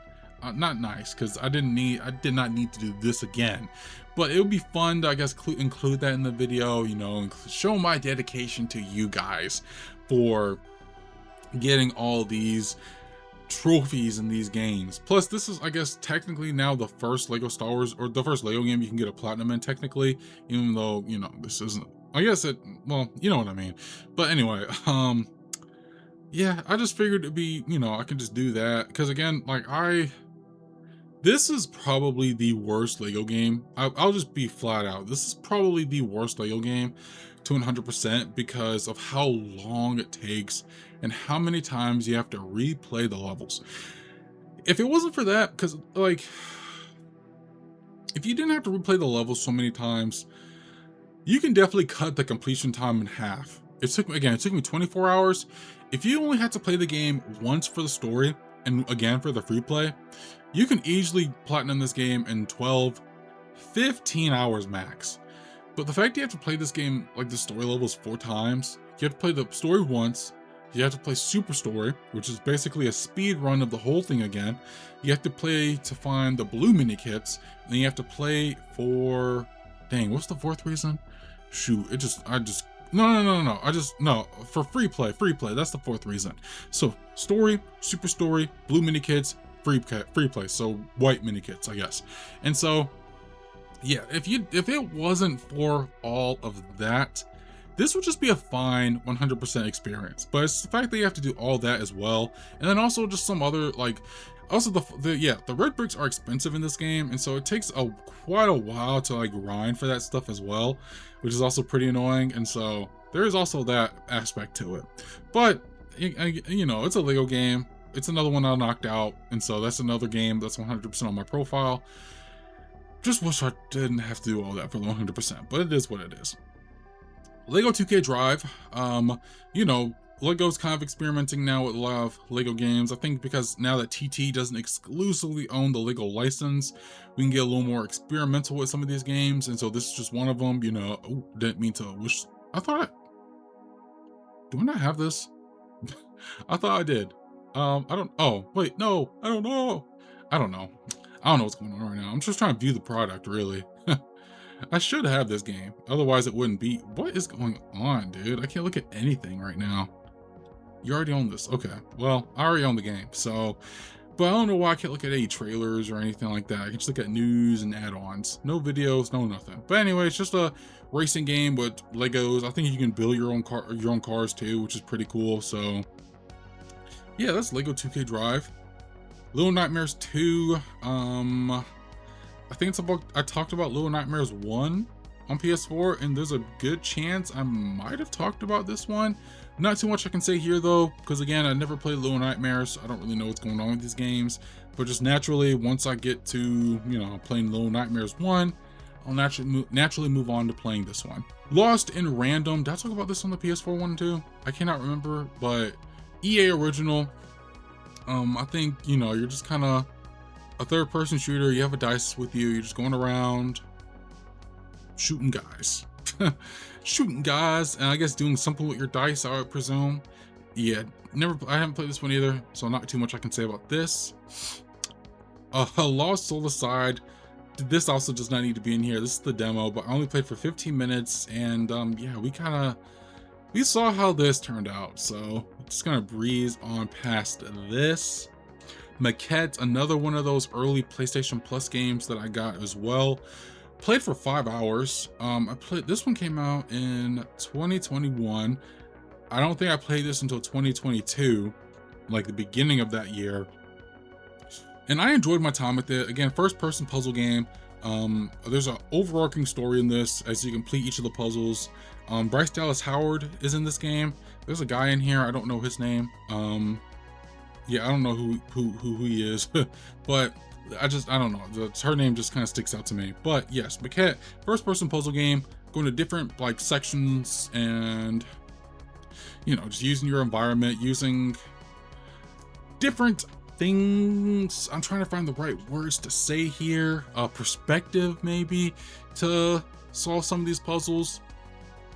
Yeah, I'll say perspective, because like, for example, this red block here, yeah, if you put it down, like it's small right now, right, but you drop it into the world, it becomes huge, right? And so that's one of the like main puzzle things when it comes to Maquette, is just perspective. And yeah, I had a fun time with this when I played it in 2022, and then of course I jumped back into this in 2024, end of 2024, for the trophy cleanup videos that I was doing, or video singular that I was doing, and had a fun time too. You know, was able to get some speed run techniques in there, because there are some speed run trophies. But once I looked at a few videos, I was able to kind of knock that one out pretty quick. And so yeah, I enjoy Maquette, I really do. I had a very fun time with this. A very short game. Like, I really would recommend this to people, honestly, because I think it's also on Xbox too. So yeah, I would definitely recommend this. Marvel Rivals. I have not played this game at all. I have it downloaded. It's never picked it up. Deadpool is the main guy this season. Dang, we're on season 8. When did this come out? When did this come out, dude? I cannot remember. 24, 23, 2024, end of 2024. We're already on season 8. That's kind of crazy. But yeah, no, I don't. This really should have done it for me. Like, I really should have like put some time into this, but I just never did. I don't know why. Because again, I feel like it is kind of scratching that Overwatch itch that I missed back when I first played Overwatch. And I guess I was just too busy playing other games, and I just never really found the time to hop into this. But nevertheless, it was free, so I do have it. It's just sitting here. And yeah, that's Marvel Rivals. Metal Eden, another game I also picked up. This came out September. Yeah, September 2nd of last year. I remember, so like this, there was a demo, because it was originally supposed to come out last May. There was a demo, I played it, and I enjoyed what I played. There are just some quirks and stuff I just wasn't super happy about, and I'm glad they kind of, I think, hopefully worked that out and delayed it as well, just to give it more time. But I don't know, I think the time they released it probably wasn't beneficial, because this is when I think Borderlands was about to come out, and probably some other bangers were starting to come out too. And so this might have just got lost in the shuffle, because I didn't really hear anyone talk about this one. I don't really think a lot of reviews dropped for this either from like mainstream outlets, which is kind of interesting. But I was always intrigued by it, and it was dropping on sale quite a bit, and hefty amounts too. Like I got this for 50% off, so I only paid for this for like 20 bucks. And so yes, this is one of those 2025 games I would love to kind of like catch up on. It's on the backlog, and so I just want to check this one out at some point in the coming months, because again, I love a good first-person shooter. And so the studio that made this also made Ruiner, which I enjoyed as well. I played that last summer, and so I'm definitely curious to just see how that translates into like a, you know, a bigger, I would assume a bigger budget first-person shooter. And so that's Middle Eden. Metro Exodus is another game I kind of just have sitting here. Surprised I just haven't played it yet, because I played Metro 2033 and Metro Last Light back in like 2019, 2020. Really enjoyed those games when I played them that time, and I naturally was going to just move on to play this one, but I just never did. I got on PC, played for maybe like an hour or two on PC, but just never got super far. But yeah, just gotta, yeah, I need to continue that, finish things up and play this one. Multiverses, you can't play this anymore. Just crazy to think about. You can't even find it in the store. Just crazy work. But yes, no, I remember this one making waves back when it was like in beta. I think it was during its beta and stuff. I remember it making waves, either a beta or an early access, because I just remember like you were able to actually buy stuff at that time. But the premise, dude, the premise was freaking solid. You have just a stacked roster of IPs that you can pull from, because you're looking at this image here. This is stacked. This is a stacked roster here. You have characters from the DC universe. You have people from Looney Tunes. You have people from Game of Thrones, Scooby-Doo, Iron Giant. Like, you could keep going on and on. They could have easily built this game up, and I think, because this is basically a Super Smash Bros. Clone, I think this could have been one of the better examples, one of the best examples of a Super Smash Bros. Clone. And I feel like for the short period of time it was, right? You know, we saw this game kind of blow up during like the early access beta phase, right? But then they took a break for like a year or so to like continue working on the game, which I think was probably the biggest mistake here and what really sealed its fate at that point. Because at that, like, once you, like, if you can't play it anymore, like, no one's, I guess people are moving on to other things, right? And so I think if they just kind of kept this and like kept working on it and eventually released like a official version of it, we'd probably still be talking about multiverses today. But the fact that that was the case, you can't even buy it, can't even play it anymore, which is just crazy to think about. And so yeah, but I did mess around with this for a little bit. Only have one, you see, as you can tell, I have one trophy. I want to say I played for like only like 20-30 minutes or so, but still, I can definitely see how people were really enjoying this game a lot. I'm pretty sure if I spent more time with it, if I had like found a group of people to play it with, like I did with Smash Bros. Ultimate, I could have had fun. I could have had a lot more fun with this, for sure. All right, I return. A few hours later, I went to the movies, and so we continue this journey back with the ends. I thought M was a good stopping point, so starting with the ends. Necromunda Hired Gun. I believe this is a Warhammer game. I think. I don't know for sure. Let's see if we can get some information about that in here. I don't like. I don't know much about this game. I'm gonna be honest.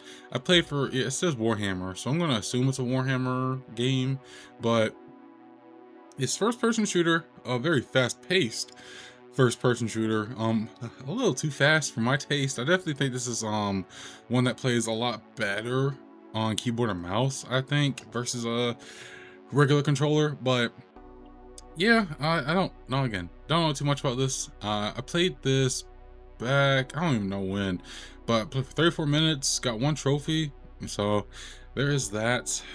Need for Speed Unbound, I believe this was a PlayStation Plus game. Oh, is that this month actually? Hold on, I'm tripping probably. Let me go again. I think this is the one for this month. Yeah, this is the one for January, along with Epic Mickey.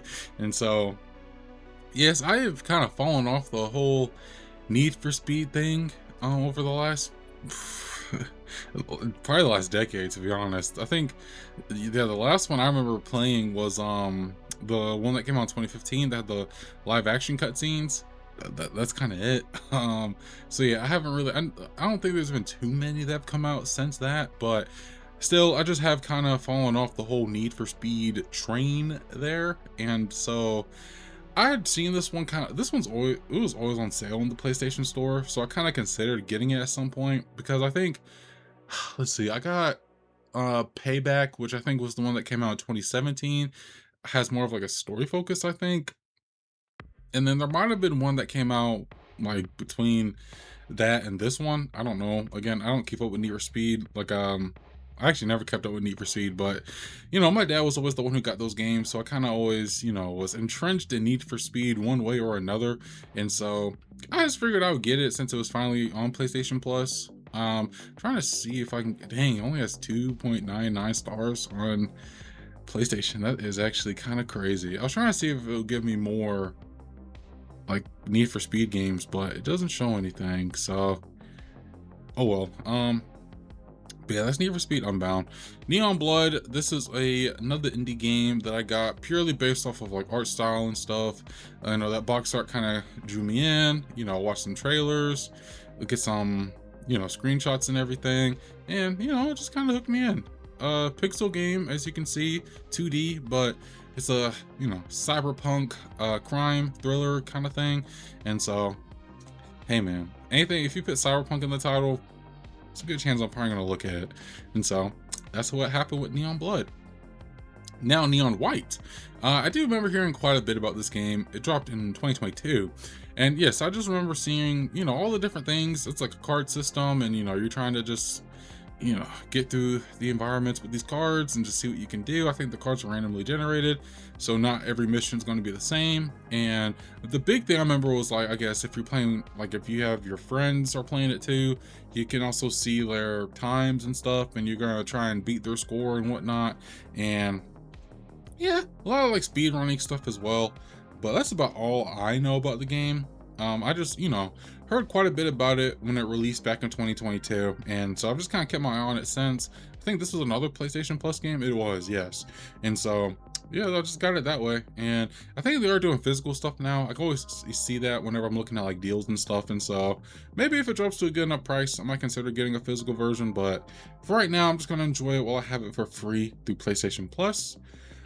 Neva came from the team that made Grease, and I just figured I like Grease so much, I naturally should get this. Let's see, I got this back in not too long ago actually. I purchased this probably back during, if I had to guess, November, December, when it was during one of those holiday sales.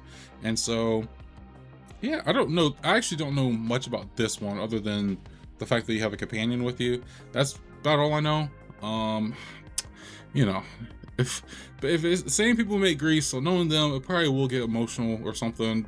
Probably not going to be any speaking, so all of the stories are going to come from exploring and the environments, cutscenes, things like that. And so yeah, we're gonna see what kind of emotional roller coaster this game will take me on. So there's that. Neo 2 PlayStation Plus game, following along in the Neo footsteps. I had that one physical. I did talk about in the physical PS4 video, but yeah, don't know too much about this one. Again, I never got super far into the first Neo game, and so I just got this one because, again, PlayStation Plus. I have the first one, and then they're making a third one. I think that comes out like next month. I think I could be wrong. Maybe this month, depending on when this video drops. I don't really know. I don't keep up with Neo like that, but maybe, I mean, maybe if I get into Neo 1, I have Neo 2 here, and then if I like Neo 2, I'll just get Neo 3, unless they happen to drop that one on PlayStation Plus. But we'll see. We'll see what happens. Nobody Saves the World. I believe I talked about this in the PS4 video, but yeah, I don't really know a whole lot about this one, so I'm kind of gonna breeze over this just in case I did do like the exact same thing in the PS4 video. Nobody Wants to Die is the game I was thinking about earlier, when I was talking about Beyond Steel Sky. This one came out before I played the video, 2024. So yes, this one's the more recent one that I was thinking of, and like, I think you are a detective in this one, and again, it's a futuristic environment. You're just going around. I guess something based off what this trailer's showing happens. Let's go to a different video, maybe.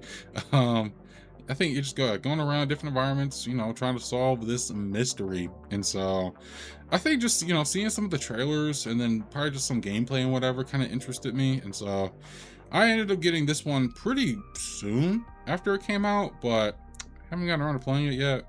But maybe we will change that pretty soon. We shall see. Oddworld Soulstorm is another one of those early PS5 PlayStation Plus games. This one dropped in April, and I'm kind of no, I'm not gonna say kind of. I'm not super familiar with the Oddworld games. I think I did get one like a while ago on PlayStation. I might have touched on it previously in another video, but this one was just the new one that came out, and I just figured I would get it while it was free, have it sitting here, and so yeah, man, just gotta try it out at some point. Operation Tango, don't know anything about this. Another PlayStation Plus game, but you can only play this one entirely in co-op, and so I don't see myself really playing this in the future anytime soon, unless I just find someone who's like, oh, I have Operation Tango, let's play that. It's like, oh, okay. I doubt that will ever happen though. Another PlayStation Plus game, Overcooked. Hear a lot about this one, and for obvious reasons. If we skip to the gameplay, you control one side of the kitchen. I believe another player controls the other side of the kitchen, and you're just trying to cook through all the chaos. And so yes, just a lot going on, different environments, different mechanics going on that you have to just kind of navigate. And yeah, I've always just seen a lot of people, mess around with this game, platinum stuff. They play it with someone. I don't know. I'd imagine you can play this one solo, but I don't know 100% for sure if you can. And so, again, I just have this one sitting here. This one, I'm definitely like more obliged to play in co-op if I have to. It just seems very fun, I guess, because I feel like it can get very hectic and very chaotic very fast, based off like videos and stuff I've seen, and kind of just based off of what I'm looking at right now. But I think there's like 2 of these too, but I only have the first one right now. And yeah, if I ever just find someone who has Overcooked or just wants to play Overcooked, definitely willing to give it a shot then. Overwatch 2, this one I did get when it released. I didn't play much of this one though. I only played for 2 hours, got 3 trophies. I don't know if this one I don't think it would carry over from Overwatch 1. I don't think, yeah, no. Well, maybe, because I know I definitely know I didn't do all these in like 2 days, so maybe some carried over from Overwatch, the first one, but I don't know. But yeah, there's a lot of DLC packs. Really, probably just like updates and stuff. But yeah, and I just I think I was like kind of years removed from the Overwatch hype and everything, so I kind of fell off like way before this one even came out. But season 20, good grief, that's crazy. But Yeah, so I fell off like years before Overwatch 2 came out, but then yeah, all the hubbub about Overwatch 2 and how Overwatch 1 was no longer gonna be like they're gonna delist Overwatch 1 since I guess all that content was gonna be in Overwatch 2. Overwatch 2 is free, and then they just kind of changed the whole structure of everything. You know, a lot of stuff I'm not like super familiar with, to be completely honest. The one thing I will admit I was disappointed in with Overwatch 2 is that they didn't have the single player stuff that they were gonna do. That was kind of a bummer, but yeah, I mean, I guess it is what it is. Yeah, just after again, yeah, I only hopped in because I was curious to see, what was going on. Maybe find that. No, probably not. But I guess see if I can find the magic that made Overwatch special for like the few years that I did play it. I couldn't really find it. I only played for a couple hours again, and yeah, that was that. Just wasn't super inclined to keep going, but I still, have in the library. So if I ever like have the itch to play it again, I guess there's this, but we shall see. Pac-Man World Repack. I don't know anything about this one at all. Just that was a PlayStation Plus game. That's pretty much it. I mean, you're Pac-Man. Looks like you're in a 3D environment this time around. So yeah, there's that. I remember there was like a Pac-Man show that came out on Disney XD like way back when. I don't know. I don't think this has anything to do with that. I could be wrong though, but I don't know. Just want to point that out. Pacific Drive. This was another big indie game in the year of 2024. If I'm correct, I think you're just driving this van across the Pacific. I mean, I think, given the name, I don't know. I could be wrong about that though. But yeah, I do remember this one making waves back in 2024. I was back on the indie stuff heavy in 2024, so I definitely kept this one on my radar. And whenever it dropped during like the holiday sales that year, that's when I eventually got this one as well. Haven't gotten around to playing it though, but would definitely like to, just because again, I've heard so many good things about this, and I mean, it seems very fun to play. So that's Pacific Drive. Peppa Grinder. I've been playing this on and off for a while, but I'm kind of trying to get back into it now. But Peppa Grinder, you're Pepper, and you have a grinder on your hand, and you're using that grinder to navigate the environments. And so I find it to be a very interesting twist to the whole 2D platformer like genre, not necessarily just hopping from platform to platform. You're, I guess, grinding from platform to platform. And so that kind of shakes things up, which is really cool. And yeah, I had a fun time with this. I actually finished the story back in like August or something. And I just need to go through and like, complete some stuff to get the platinum, because I would like to get the platinum in this one. There's just some speedrun trophies, and yeah, speedrun trophies are okay. I'm not someone who like despises them, but just depending on the game, it's like, it's not, I didn't do this one right away. I'm actually starting to get back into doing the speedrunning stuff. I kind of wish I'd done it when I first played it though, just so like the levels were still fresh on my mind, but hey, it is what it is. This was another one that came out, I think in 2024.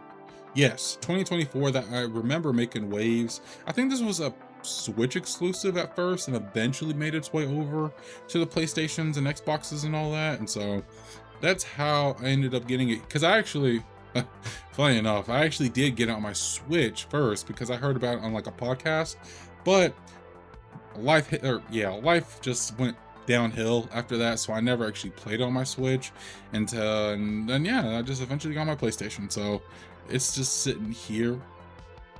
Phantom Fury, I got this one not too long ago. I don't really remember. I just don't remember buying this, if I can be completely honest. I think that's what I'm thinking. I remember seeing this gameplay, very like PS1-esque, I would say, maybe very early PS2. But I remember watching this trailer and stuff, and just kind of grabbed my attention. And yeah, I think the reason I got this, I think there is, maybe not. I feel like there was something else that like came out with this game, but I could be wrong. I might be thinking about something else. I don't know for sure. But yeah, just a retro first-person shooter that I just, don't even remember buying. And so that's how my memory works, guys. Power Wash Simulator. I got this one. I think, yeah, PlayStation Plus. Played some of this in 2023. It was like winter of 2023. Winter break is what I was on. and I guess just messing around playing this. I Aside from mowing the lawn, like I said earlier, I do enjoy power washing in a way. Again, power washed the whole driveway.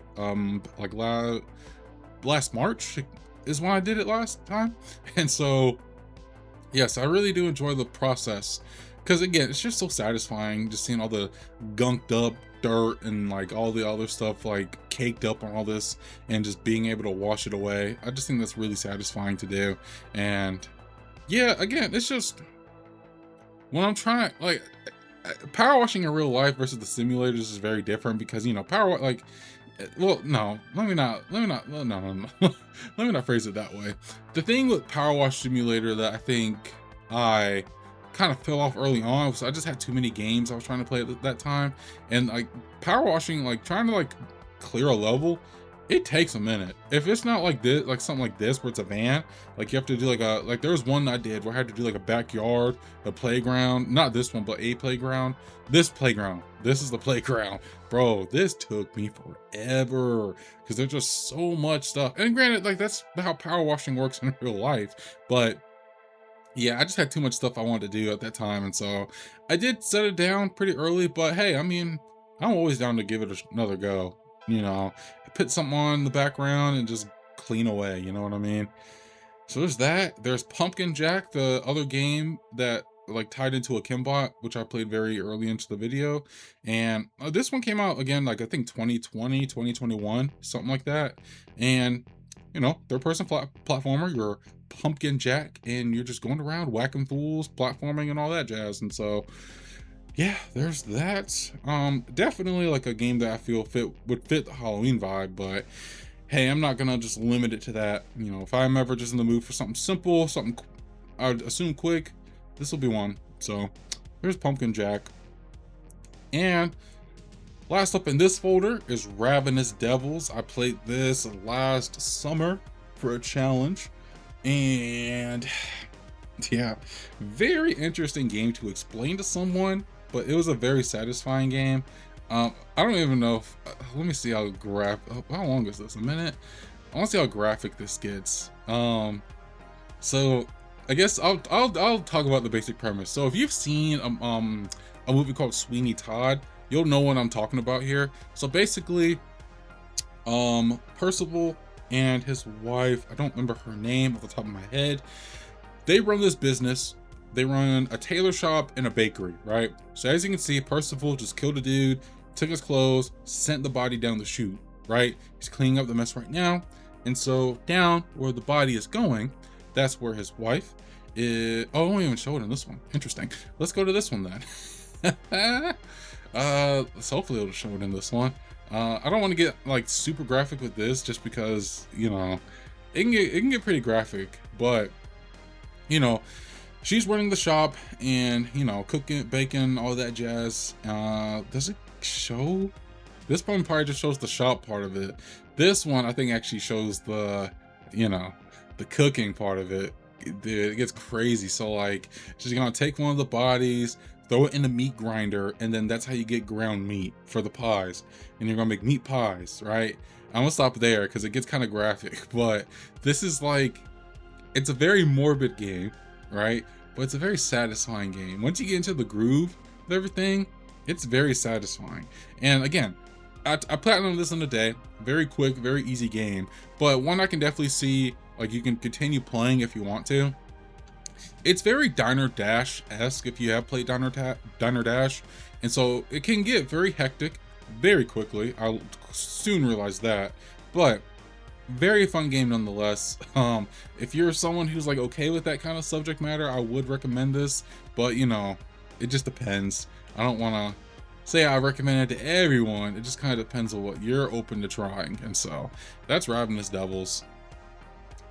Moving on to the second folder, we have Road 96 Mile Zero. And so I think this is just like a smaller expansion maybe to Road 96. This one just kind of, Mile Zero, just, it's a prequel to Road 96, takes place before, I guess, stuff hit the fan. Don't want to go to details what happens on Road 96, obviously. But yeah, this one, I haven't seen too much about this, but yeah, I'm just, you're playing as one of the central characters from Road 96 that you kind of meet often. And then, I'm assuming you just meet other characters throughout the game. And so, pretty cool stuff. You got to establish this stuff that you see in the original game. And so there is this. I do plan on getting to this one very soon, actually, because I really enjoyed Road 96, and I'm working on the indie video right now. Hopefully once I get that out and ready and work on another indie game I'm playing right now, I cop into this one, have that just be a natural continuation.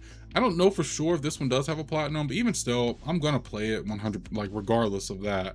Roller Drome, another indie game I picked up way back when. This one came out when 2022, and I got this I think 2023 is when I got this, back when I was really starting to get into platinums and all that. Played for only 30 minutes. I did just want to play to like test the waters and see what I felt about the game. Got a couple trophies, just again, December 21st, 2023. And this is a really, really fun game.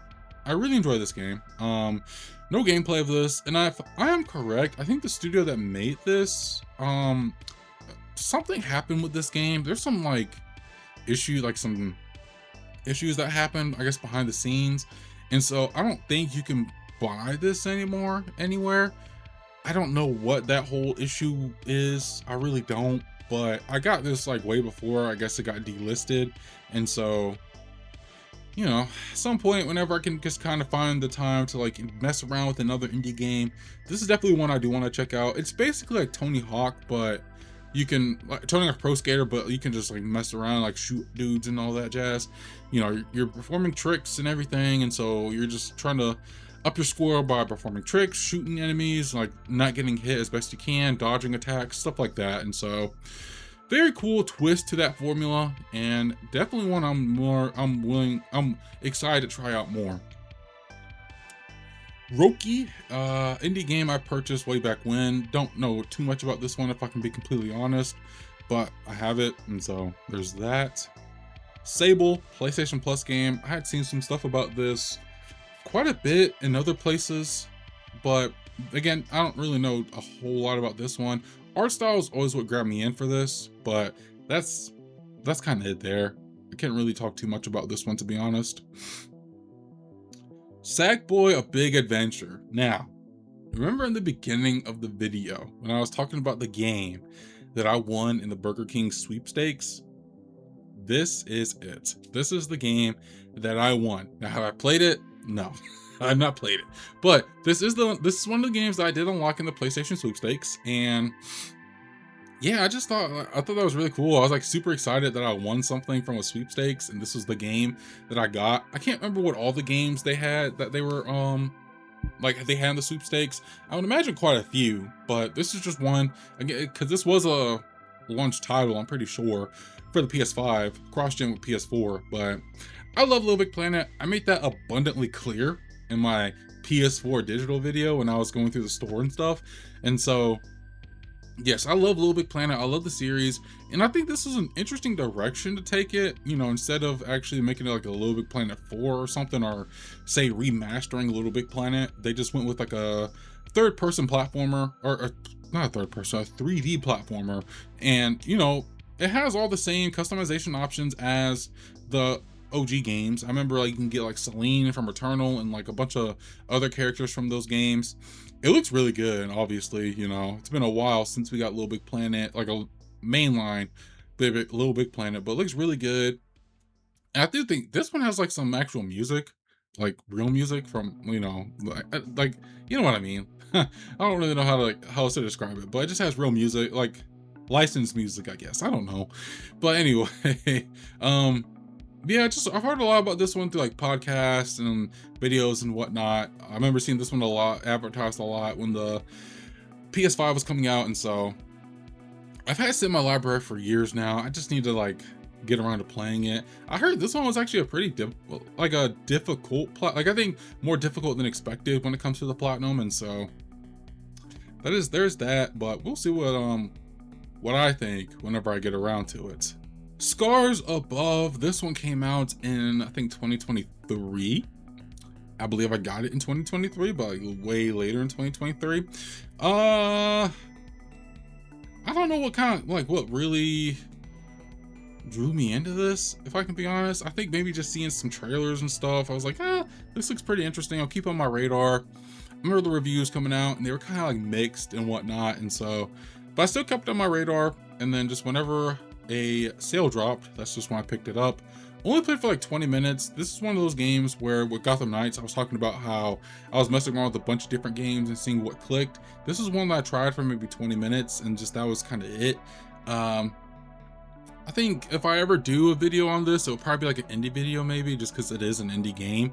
So that's probably just where I will lump it, because I'll be honest, unless I'm doing like a retrospective or something, I don't know how many people would be interested in me platinuming a game called, like, a platinuming Scars Above.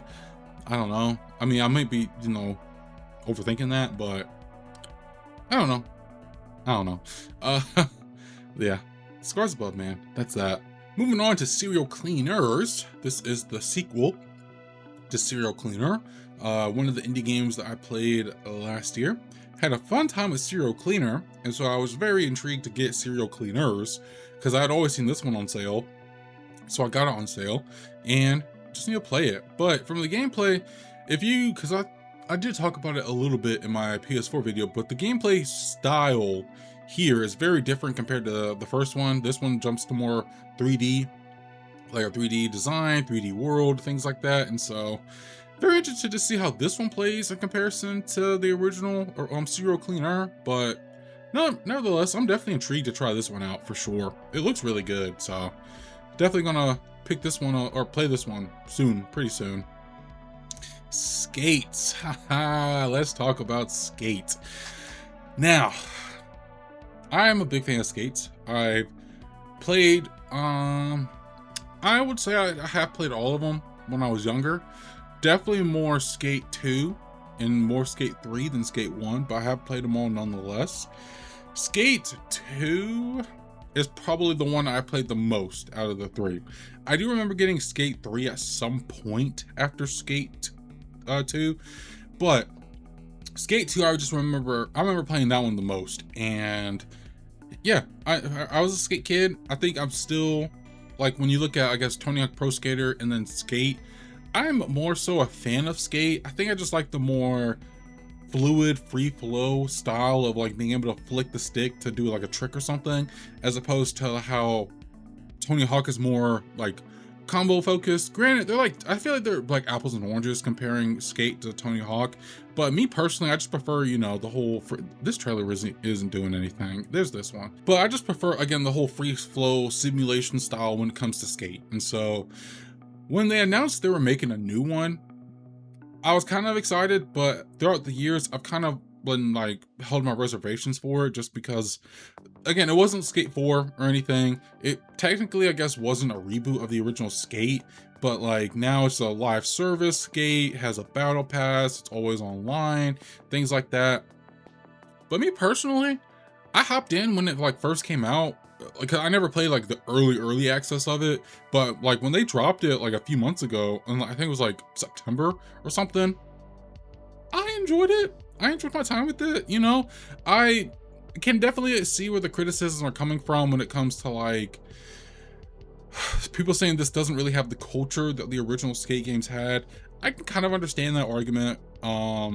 Again, I was never like ingrained in Skate culture like that when I was a kid. I feel like it kind of was in like the media and stuff that I watched when I was younger.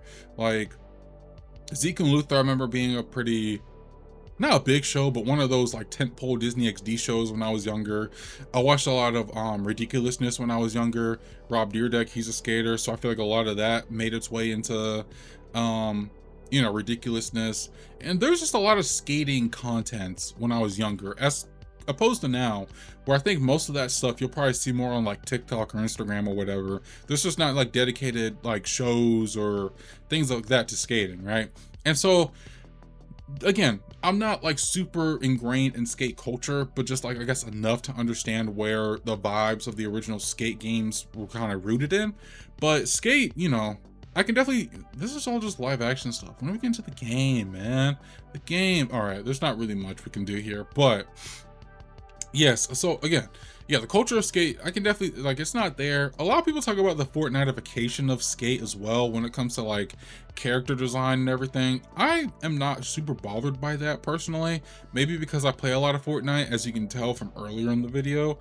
I'm not really like against the whole art style change of it. Would I prefer realism? Of course, but I'm not, again, I'm not opposed to this at all, in my opinion.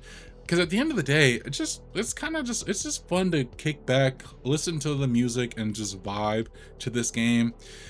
If there's one thing I can say so far, I have not played this game in like a couple months, I will admit that. But if there's one game I can definitely say, the one thing I can say about this game, it has some really good music, in my opinion. There's a couple songs from this, from like the early game, like the early times when I was playing it, that I was really vibing with. Um, I've been introduced now to a band called Bartalia, which is, I really like their music now, and so yeah, this, I can definitely say Skate has introduced me to some new music. Again, it's not like that same, I guess, I don't know the best way to describe the music that we got in the original Skate games. Maybe like underground, there is some hip hop in there, some metal, stuff like that. That's not super prevalent in this one, but even still, I given what I have played, I think it fits this game in my opinion. But I mean, yeah, overall though, it's just fun to skate. It's fun to just hop in. It's fun to just like do a challenge, see how best you can achieve this line, the tricks you can pull off, stuff like that. And so I might be in the minority here because if you just look at skate stuff on YouTube, everyone's bashing this game. Everyone's bashing it. I'm having fun with it. I enjoy what I played in Skate, and so that's just me. That's my opinion there. SpongeBob SquarePants: The Cosmic Shake. This is the second of the, like, I guess, recent SpongeBob games following Battle of Bikini Bottom, Rehydrated. Um, I mean, I don't know much about the story with this one, but I mean, just following in the same footsteps gameplay wise of that remake. I would presume if we can get some gameplay. I guess that's just the launch trailer. Let's see if we can get some gameplay here. It's just very, again, from what I have seen, like just very similar to that game, and I think just bringing in more of maybe the newer stuff from SpongeBob. I haven't really been keeping up with SpongeBob in like more than a decade, but I've just been seeing, I always see the memes and stuff. You know, you can't really escape the SpongeBob memes these days, and so yeah, you know, PlayStation Plus, that's how I got this, and so I'm gonna keep my eye out, you know, whenever I get around to playing the SpongeBob games. This is just one of those games I have that I'm gonna also check out. And so yeah, Star Wars Episode 1: The Phantom Menace. I played this one for only 9 minutes. And so yeah, I don't really see myself playing this one extensively unless it's for a video or something. But yeah, this obviously came out around the 25th anniversary of the Phantom Menace. I was just interested to try it out. I think it was only like $5 or $10, and yeah, I only played for 10 minutes. It was just very, very old. The way so when I say old, graphics and stuff don't bother me, although the graphics here are pretty dated. It's a PS1 game. I think I've mentioned this in another video. I'm not the biggest fan of the PS1 art style. I understand that's like what we can go, like we only had access to back in the day, but I'm not the biggest fan of the art style personally that many games went with during this time. But yeah, it's just the gameplay. Gameplay is very dated. I could not get into it, and so only play for 10 minutes. Again, if I ever just come back for like some kind of video, then yeah, I'll try it again. But other than that, I don't see myself picking this one back up. Now we have Star Wars: The Clone Wars. Platinum this one back in 2024. Only took me 6 hours to do so. I picked this one up, I guess just when I saw it was on the PlayStation. Usually these drop on the PlayStation Premium tier, but you can buy these, which is what I did. I think it might be like $10 or so. So that's what I did. Very fun game. Well, very interesting game. I don't want to go. It was fun. It was fun, but you know, it's an old game. You know, there's gonna be some jankiness to it. It doesn't play perfectly, but other than that, I mean, I had an enjoyable time with it. Platinum was pretty easy. You know, just play through the story, pretty much. Go through, collect some or complete some challenges and things like that. And I mean, yeah, I had a fun time with it. I'm trying to think, like, I remember struggling with this video just because, yeah, audio just that was always the thing that defeated me when with these videos. If you couldn't tell, I'm not the biggest fan of the audio for this one, my voiceover audio for this one, or for Bounty Hunter, which is what I'm going to get into next. But again, you know, very simple, very fast, very quick games to play. You know, I remember seeing the box art when I was a kid, and it always intrigued me. But that's about it. So next up, we have Star Wars Battlefront Classic Collection. Talk about a dud, man. Not to me, but just the whole gaming community, bro, because they had the formula in the bag, bro. First of all, got the platinum. This is one I got back in 2024. April 25th, 2024 is when I got this, because I wanted to get this done in time for May the 4th, because that's when I wanted to drop a May the 4th video. And yeah, I was definitely cutting the wire there, but we got it done. But yeah, just like the whole legacy that this game has is just very sad, because again, like I've said, I did not find any issues personally when I was playing it. I only did it for the platinum at the time, but you know, for me, I've played a ton of Battlefront. I played a ton of Battlefront 2 when I was a kid, and even over the years, I had it on Steam. I played it quite a bit as well. I tried to do like some kind of retrospective on these games back in, I don't even remember when, but yeah, just I don't know.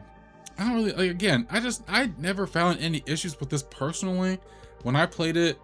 I don't know, man. I don't really know what else to say. Like, I'm just looking at the game. I'm looking at the gameplay trailer, and I think no, I won't even go that far either. Because at the end of the day, these were just ports, right? These were just ports from the PS2 Battlefront and Battlefront 2, and just giving like players more like another way to play it, a modern way to play it, I guess. And so, yeah, maybe the online stuff is what people were all up in arms about. I do remember when this game did come out, and the whole, like, I think they only had 4 servers up for the whole game. That I will say is very weird. You know, these games are beloved, and I feel like you should have expected way more people to be playing this game. So for that, I can understand some frustration there. But even when I was able to get in like the next day to play some online multiplayer stuff, I was able to play just fine. Didn't have any issues. Now I will say, trying to play with one of my friends, I did have issues there. But other than that, when I did hop into like a couple, like the occasional multiplayer game here and there, I didn't have any issues there. I didn't have any issues finding a game. But yeah, other than that, you know, the platinum, I will say again, the platinum wasn't like as memorable as I would have liked for it to have been. It was just very simple at the end of the day. But other than that, I guess I didn't really see all the hubbub when it came to the Battlefront Classic Collection. Maybe I need to re-up and like watch some videos and stuff. But other than that, I didn't find any problems personally when it came to this. And then next up, another one, an Aspire joint, was Star Wars Bounty Hunter. I got this platinum as well back in 2024. And I also, there's a, really quick, I do want to go on like a little spiel here, because I remember when I dropped this video. So first of all, let me just say, the only reason I did get this version of Bounty Hunter, because I talked about on the PS4, right? The only reason I got this version is because of the platinum. This one finally included a platinum trophy. That's the only reason I got it. I figured I could make a nice, cool video about this, right? I remember when I made that video, someone commented and said that I'm the problem because I'm supporting this instead of, like, you know, letting them cook, letting them make an original game, or like giving us a proper remaster of this. Because at the end of the day, I'm gonna be completely honest. At the end of the day, this is pretty much just a port, right? This is just a port. There are some improvements, yes, but at the end of the day, there's not really anything major that this game brings to the table, right? And at the beginning, at first, I'm like, I'm not gonna respond to that. I'm not gonna respond to that. But it hit me back in like a state of play that we had back in like late last year, where they showed off Deus Ex Remastered. And I'm like, dude, this does not look good. This does not look good. And it was at that moment where that comment from 2024, that comment finally hit me. And I'm like, bro, I get it now. I understand it. Because I don't know, man. Aspire, they know what they're doing. They know their audience. They know, like, I guess they know what we want, right? But I don't know. I think I understand that, like, we're continually feeding into this, and, you know, they're not really giving us, like, remasters that are of note, right? Because at the end of the, like, look at this. At the end of the day, again, there's not really much graphically or, like, structurally with the game that's different, right? It's pretty much the exact same version that we got back from, like, when they released it on the PS4, right? Again, I think the only main difference here is, like, maybe, like, modern controls or something like that. But no, other than that, it's the exact same game. If you played on PS2, if you played on PS4, you're not really getting much different out of this one. And I think from that point of view, I can understand, like, why someone would be upset. Granted, I feel like the concept of being upset about what people spend their money on is a little weird, but I can understand where, like, someone would be upset about, like, why are we getting this? You know what I mean? Again, like I said, the only reason I got this was because of the trophy, or the platinum. That was the main reason. And so, because otherwise I would not pick this up. I'm gonna be completely honest. And so, yeah, that's my little rant when it comes to Bounty Hunter. Again, I enjoyed my time getting the platinum. I really did. There was some very frustrating moments in this, I won't lie.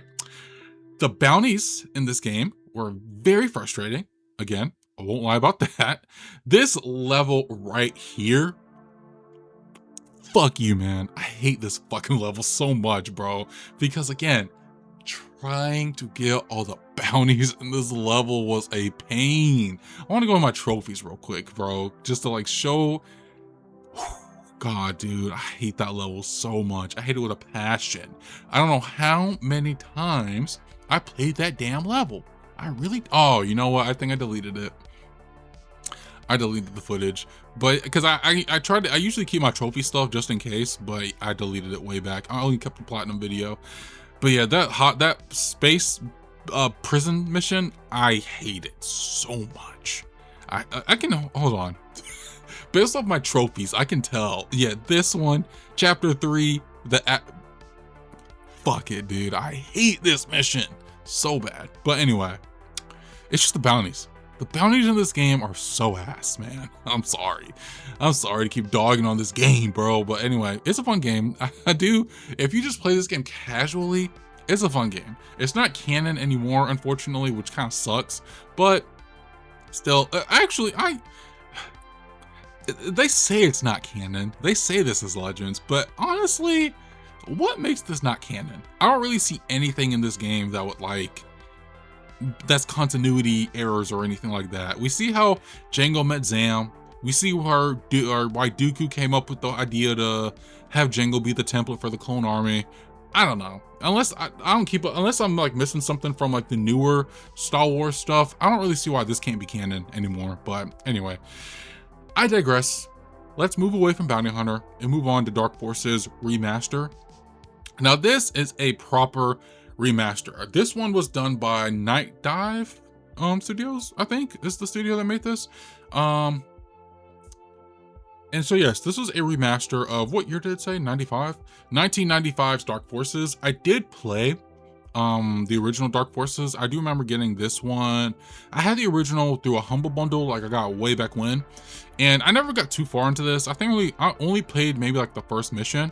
But yeah, let's kind of look at, like, you know, very updated, you know, just looks good. This is a proper remaster right here. And so content wise, I don't think, again, I never played, well, yeah, new content and stuff. I do remember going through this. I thought this was pretty cool to look at, but, you know, I can definitely see how people would want more so of, like, a more realistic remaster, like a 3D character models, highly textured character models and stuff like that. I can understand that. Dang, this dude, ooh, that dragon was so freaky when I played this game, man. That was always scary. But anyway, I can definitely understand why people would want more, like, something like that. But I was perfectly fine with this, especially as someone who never really finished the original Dark Forces. And so yeah, I thought this was a good remaster. I really do hope that they remastered the second one, because I've also never played the second one, so it would be nice to get a remaster of that as well. But we'll see. I know Night Dive, they've kind of blown up, and so they're working on some other stuff, I think. I don't know for sure what, but yeah, man, we'll see. We'll see what we can get hopefully in the future with Dark Forces. And so moving away from the Star Wars realm, there's only what, like 5 games, all older games too, on the digital side. So that's interesting. But anyway, Steel Rising, another one of those PlayStation Plus games that I happened to pick up. I think this one is like a Souls-alike, you know, set during, I think this is like with the Victorian era. I could be wrong. You're in Paris during the Revolution. Okay, so during the Revolution. That's about it. So it shows you how much I know about this game, bro. But no, I do think this is a geez, I'm getting my genres mixed up now. A Souls-alike. Let's see if I can get some gameplay. Yeah, Souls-like. I mean, yeah, that's really it. That's honestly all I can say, is it's a Souls-like. So, PlayStation Plus game. Gonna find some time to play in the future. Stellar Blade, this is just the demo. I can get rid of that here. Stray. Remember this one being a big one back in 2022. I did get this one that year as well. Another holiday purchase I got when it was on sale. Not a huge one, but you know, one that I did get on sale. And I think this one's kind of like the poster boy of like modern indie games on PlayStation. Just because, again, where I'm at, I'm always looking at the platinum stuff. This one's always one that people include in like challenges and stuff, because it's a very simple platinum. I think it's a very short game from what I've heard. You can easily finish this in like a weekend or something. And so I've only played for, how long did it say? 31 minutes. I think I only played for like the first chapter. I only have 1 trophy in this, Fall Inside the City. I think that I got that one very quickly. And so yeah, I never got super far into this, but you know, one that I've always heard a lot about. I thought about playing this one for a challenge recently, but I feel like everyone does it for a challenge, which is just why I kind of didn't do it there. But yeah, we have Stray. Maybe in the indie video, I'll include it there. So there's that. Subnautica. Did I actually buy this one? I'm kind of surprised by that. I did buy this one. From my knowledge, this is pretty much Minecraft, but underwater. I just know things can get freaky very quick when it comes to like the animals you can discover and stuff. That's kind of it. Don't know too much about this, but other than that, but one that I have in my library, one that I'm, you know, willing to try out at some point. Tales of Gonzera Zao. This game should have done way better than it did when it came out. I bought it, you know, to support and everything. I do need to check it out at some point. It came out, I think, what, like 3 years or so? Not 3 years, 3 months after Prince of Persia. And I mean, we have, dang, what's his name, bro? What's his name? I don't know his name. He's always on like Kinda Funny, their podcast back when this was coming out. He's also in House of Dragons too, which is really cool. But yeah, I mean, he made a game, had to do with his dad. I thought that was really neat. And yeah, just again, this came out very close to Prince of Persia, The Lost Crown. And again, I bought it. I had to support, so I bought it. I do need to play it though. I do want to play. I need to make like a list, because I do want to play this one pretty soon, just because the gameplay on this looks really smooth, really clean. I remember, I think a few people even commented that they got this game at some point, which is really cool. And so, yeah, man, yeah. Tales of Gonzera Zao. Always gotta support, man. Always gotta check this stuff out. Check this kind of stuff out. Chia. I got this one. So back, I don't remember when I did this. I always mess around and like I was doing, well, when did this come out? I'm sorry, my brain's all over the place. March 21st of 2023. I'm trying to think. So I remember when I was getting the Arkham Origins Platinum back in 2023, I did sign up for PlayStation Plus Premium very briefly, because I was trying to just get like more people in like a lobby or something. And so that's the main, because I remember I could stream Arkham Origins. That's the main reason I got premium, was for that. And I just never, I never did do anything with this. So I was sitting with premium for like a month or two, and Chia was just one of those games I saw was on the service. I decided to check out. Only played for 38 minutes, but I've heard nothing but like good things about this one as well. Of course you're Chia on this island, and you're just doing things around the island pretty much. That's just the vibe I get. Embark on an adventure, and yeah, that's pretty much that. And so it always looked cool, looked interesting, inspired by like a lot of real stuff. And so yeah, another one I figured I would support this one, and I've just always kind of been waiting to get this one on a sale as well, and I finally caved in like a few months ago. So I got it then, and yeah, it's just sitting in the library, so I just got to check it out at some point. Teenage Mutant Ninja Turtles, the Cowabunga Collection. This was a PlayStation Plus game as well. This one, what is this? This is like a collection of, let's see, TMNT, Turtles in Time, Manhattan, all that jazz. And so I think Turtles in Time is the one that a lot of people still talk about very fondly. I think that's the main reason I had this one on my radar to begin with, because I've always heard like great things about Turtles in Time. And so yeah, once it was on the PlayStation Plus service, I just figured I would get it. And this was another one I kind of toyed around playing with for a challenge, but I could never find like an accurate like description of how to platinum this game without cheesing it or whatever, because I didn't want to cheese it. If I play it, I actually do want to play these games. And so yeah, I just didn't play it, but at some point I definitely want to check it out and just see what's all the hype with these games. You know, I love Ninja Turtles, I love the Teenage Mutant Ninja Turtles, and so it'd be kind of cool to just finally understand what all the hype is with these games. So moving right on down the list, we have the Ascent twin stick shooter, cyberpunk twin stick shooter. Two things that really, you know, butter my biscuits. And so you know, saw some gameplay. I thought this one was on Game Pass for a while. I had it on my PC Game Pass. I just never got around to playing it.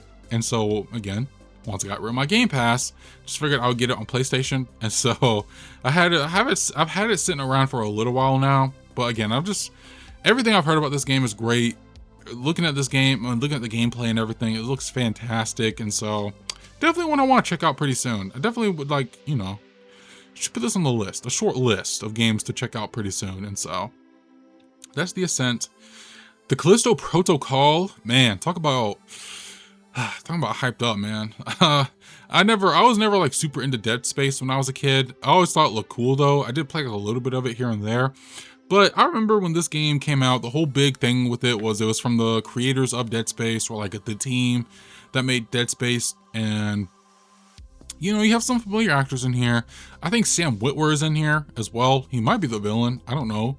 I don't know. That's not a spoiler, because well, it might be a spoiler, but I don't know. I never played the games. I don't know if that's for real. But, you know, I mean, just it looks great. That's what it has going for it. It looks fantastic. But I think it just didn't live up to the hype that many people had going into this. The vibe I get is that it's just a very straightforward sci-fi horror game compared to like Dead Space or something. And so that might have just been where a lot of people just wasn't vibing with it. I don't really know. But yeah, it just didn't do super well. But even still, I was kind of like, you know, keeping an eye on it, thinking about getting it on sale, and eventually they just dropped it on PlayStation Plus. And so that's how I ended up getting it, because I was, again, there came a point where I was actually going to bite the bullet and buy it, but then they dropped it on PlayStation Plus. And I'm just like, I'll just get on PlayStation Plus. And so that's why I have the Callisto Protocol. The Chance, I don't know what possessed me to get this game either. This is one I bought way back when. I played for 49 minutes. I can't tell you what went on in those 49 minutes, because it's been like a good 3 years or so. But yeah, I don't really know what all to tell you about this. I'll just have to play it one day and see what's going on here. The Entropy Center, I believe this is a first-person like puzzle game, if I'm correct. And again, I love first-person stuff, and I think putting it in like a puzzle kind of thing, you know, adds some uniqueness to it. I know it's like Portal and everything like that, but definitely was looking for something like that, of that nature, just to like switch things up. And yeah, this actually just kind of, because it's been a while since I looked at any gameplay or anything, this looks really cool. So yeah, again, might have to add to that short list. The Expanse, a Telltale series. I actually started this one up over the break, but only played for 5 minutes. Didn't get super far. I was just extremely tired the night I tried to play this, and so I didn't get super far into it. But The Expanse, if I am correct, this is the first game that came out after the revival of Telltale. So as you all may or may not know, Telltale got shut down back in like 2018. And so that was very devastating. You know, we still, I think we were like very early into The Walking Dead season 4. You know, I think they had to put together like a skeleton crew to finish that game up. And eventually, I don't remember the exact way, like what really happened, but eventually the studio came back. And since then we've gotten this, and we've gotten teased for so long on The Wolf Among Us 2. Which I'm hoping is still happening. I'm hoping that's not vaporware and that's like actual game that comes out. But anyway, The Expanse, Telltale's first game after, you know, it got shut down. This one came out in 2023. I had started my first job actually when this was coming out. I kept my eye out on it. I thought about getting it. I just never did at the time. Because I've heard of The Expanse. I've never watched it. I think they're based off books too. But I just never sat down to actually watch or anything. So that might have been one of the reasons I didn't get it day one. But one that I still kept on my radar, because again, I love Telltale. I'll support anything that they make, you know, if I'm interested in the IP, of course. And yeah, again, not super familiar with The Expanse, but I was looking it up. Like, I don't have to watch The Expanse to play this one. It's just always one of those situations where it's highly encouraged to watch The Expanse before playing anything. I really should though, because they are making like a Expanse like Osiris or something that looks really cool. And so I feel like it would be beneficial to just watch the show before that game. And so I think we'll play this at some point, and then maybe that will encourage me to watch the show, because funny enough, that's how it was with The Walking Dead. I had never seen The Walking Dead anything, or just like I never read the comics, anything like that. But I got the game on Christmas. It was Christmas of 2014 when I got it, and once I finished that, that's when I started the show. And so that's probably gonna be what happens here. You know, I play The Expanse, see what I think about it, if I like it or not. But regardless, I'm probably gonna start the show after playing this. And so yeah, The Expanse, pretty much I guess just a story in that universe with the similar Telltale like gimmicks, tropes, things like that. So yeah, let's see what I'm gonna get myself into here. Not really a game, but one that I did at least want to include because I have it here. The Matrix Awakens Unreal 5 experience. I remember when Unreal 5 was like starting to become a big deal, starting to become real, because we were still on Unreal Engine 4, I think, at the beginning of the PS5 generation. They put out this short little demo, which I don't think you can buy anymore, but I got it when it came out, and I still just have it. It's really nothing but just like a tech demo of what Unreal Engine 5 is capable of. And so, you know, this is around the time when the new Matrix movie was coming out, and so just kind of capitalizing on that whole experience. But yeah, you know, just not really much to talk about there. It's just like a, you know, showcase for Unreal Engine 5. And so I just want to include that little bit here just because I saw it and I remembered it. I'm like, yeah, why not? Outlast Trials, don't know anything about Outlast. I don't know what's like, with this one. I guess you can play with friends. That's the main thing here. So there's that. Stanley Parable Ultra Deluxe Edition.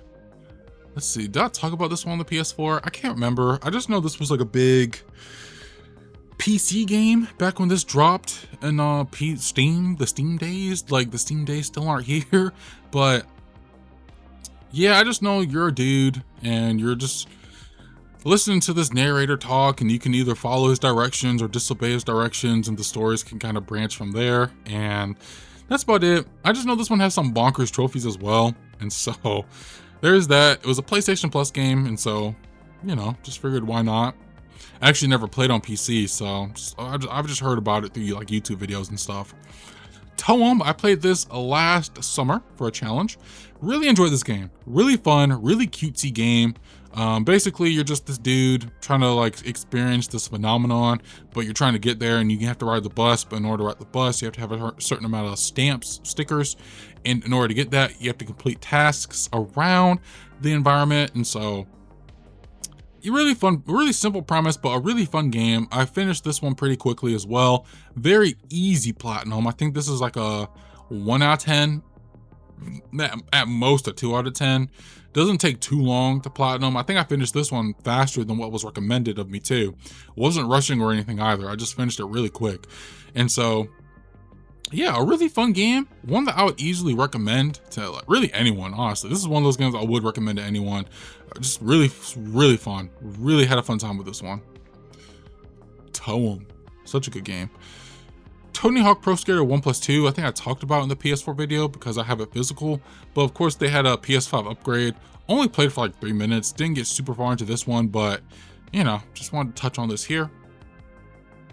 We are slowly reaching the end, which next up takes us to Tabs, Totally Accurate Battle Simulator.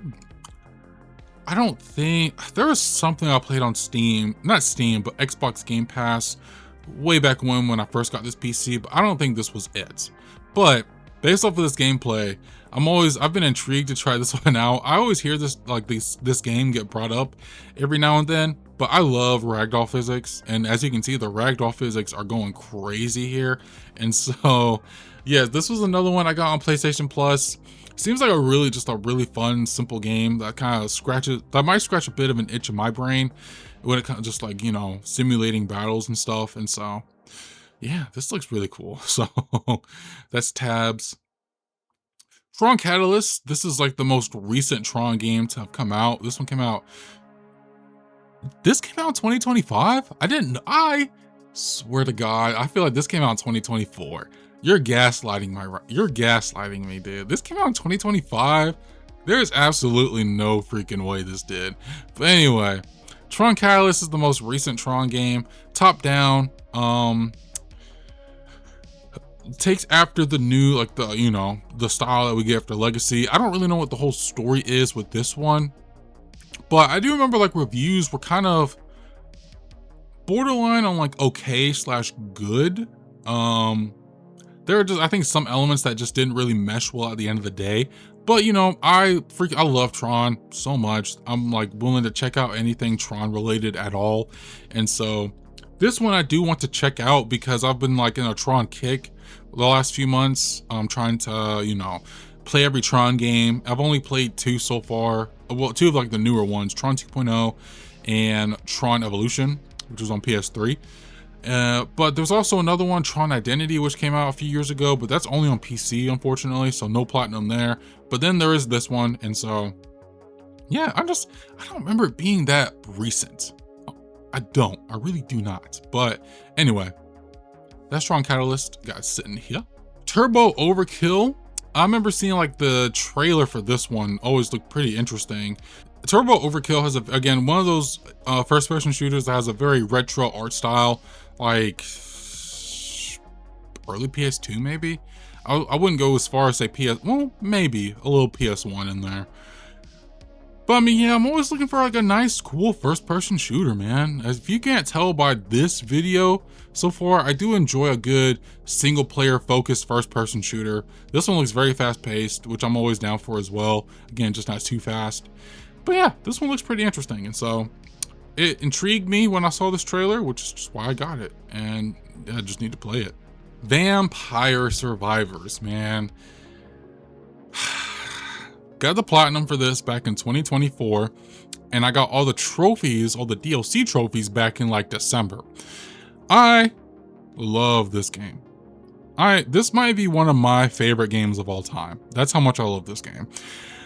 I'm gonna pull up some gameplay for those who don't know. 66 hours, by the way. That's how much time I spent here. That's just on the PS5 version also. I had this game on my phone, have on my laptop. Phone is how I played it first. I remember just like, again, if I had like a long road trip or anything like that, this was my go-to. Time melted away. if I was playing this game. I remember I was on a flight coming back home. We went to LA to visit my uncle. We're on a flight, and you know, I'm watching like the entertainment that they have already on the plane, but kind of bored of it after a while. I'm like, I'll play some Vampire Survivors. Bro, the rest of that flight flew by. I'm not even kidding. It flew by. And so yes, anytime, I still play on my phone occasionally. And so if I just need some time to kill, if I'm on like a trip going somewhere or just anything, Vampire Survivors is my go-to. And so of course, once they dropped it on PS5 and I was able to get that glorious platinum, it was game over, bro. That's all I played. Like, this came out around the same time as Outlaws, and so I was really like juggling those two games. But at a certain point, Vampire Survivors just took over. Like, I was experiencing stuff that I had never really experienced when I was playing on my phone or my laptop, really. And so yeah, dude, I was on a roll. I was killing it. I fell in love with it all over again. Like, I was playing it for the first time. And so yes, definitely one of my favorite roguelites and just one of my favorite games of the last few years. I could sing Vampire Survivors praises all day. This gameplay looks hectic, right? But it's just like, once you find things and once the whole gameplay loop clicks, this game is so much fun. It really is. I absolutely love this game. And again, didn't really get me into roguelikes and stuff like that, because I think Returnal's the one that really was the catalyst for that. But this one, I think, reinforced my love for the genre easily. I freaking love this game. And this is another one. This is one I would recommend to pretty much anyone who yo, what's a nice game I can play that I can chill and vibe to? Vampire Survivors, dude. This is it. Because, dude, it's so. I was gonna make a point again. Oh, $5. That's all this game is. This game costs $5. And if you want to buy, I would implore you to even get DLC, because you're paying $4 for a Vampire Survivors DLC. I can't remember how much these were, but these were very cheap as well. And in this economy, bro, a $5 game plus let's say at most, at most you're probably gonna spend $20 on this entire experience with the DLCs included. And I've played for 66 hours. I still have so much content I haven't even seen. I have so many, I still have a couple more DLC packs that I haven't even played yet. That's how much content is in this game. And so yeah, Vampire Survivors is such a freaking phenomenal game. I would easily recommend that to anyone. Venba is a game that I'd seen a lot about in the last couple years or so. This one came out in 2023. I feel like it was a little after that, but I guess not. But from what I've gathered, you're playing as an Indian family and you're just learning the different Indian cuisines that they have, and you're cooking them pretty much. And the story of it is obviously way more in depth than that, but just this, based on what you're looking at, that's pretty much what you're going to be doing for now. But yeah, this is one I've heard so much about this game, again, podcasts and videos and whatever, and yeah, just hearing a lot of good things about it. And so I've tried playing this one many times, or not tried, but I've contemplated playing this many times, because it's a short game. I think the platinum only takes 2 hours, but again, I think this is one I'll probably just rather save for an indie video or something, just because I feel like it would definitely fit there. And so that's Venba. Coming down to the last set of games, we have Viewfinder. This was one that dropped on PlayStation Plus very recently, actually.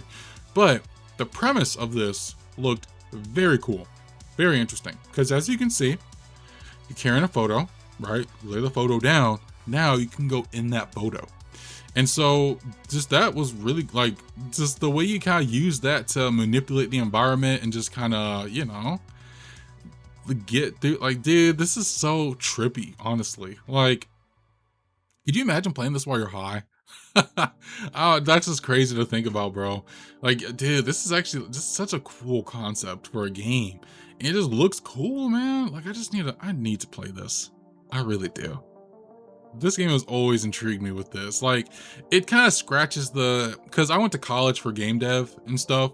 It just scratches that itch. How did they do this? I just want to know how, what trickery are they using to do this? And so, yeah, definitely scratches that itch in my brain to figure this out. But yeah, definitely want to check this out pretty soon as well. Moving on to the W's, Wave Tail. Don't know too much about this one, if I can be completely honest. Again, just one that I picked up on sale, looked cool. That's about it. That's all I can say there. Weird West, PlayStation Plus game. One that I've watched like a few videos on to kind of get an idea of what this game is. The premise kind of seems intriguing, but I just don't remember too much about what this game is about. But, you know, sitting in the library, and so just at some point in time, check it out, see what I can get myself into. Werewolf the Apocalypse. I remember this game got lambasted back in 2021. But still, even when the games don't do that well, there's something about like something about certain games that still kind of like draws me in. I was having a conversation with my family last night, and I was or it was the other night maybe, but I was kind of saying how I like werewolves more than vampires. And I don't know, I think werewolf stuff kind of just draws me in a little more. This is a werewolf game, as you can tell, so I was kind of intrigued by that. And even though the game didn't review well, I don't know. I want to see for myself what I think about this game. And so that's how I'm sitting here with Werewolf the Apocalypse in my PlayStation library. Moving on, we have Wild Bastards, which is a hybrid FPS strategy game from the makers of Void Bastards. I don't think did I talk? I don't think so. I don't think, because I might have gotten it. No, I did not. I did get Void Bastards back like mid-December, so not too long ago, and because I didn't realize this was a sequel to that. And so, I mean, yeah, game, like, it looks fantastic, and it's a first-person shooter. So again, like, come on, man, come on. The strategy portion, though, I don't remember that being a thing, and so that's going to be very unique when I get around to playing it. But nevertheless, it's in the library, and one that looks really good, and I'm very interested to play this whenever I get around to it.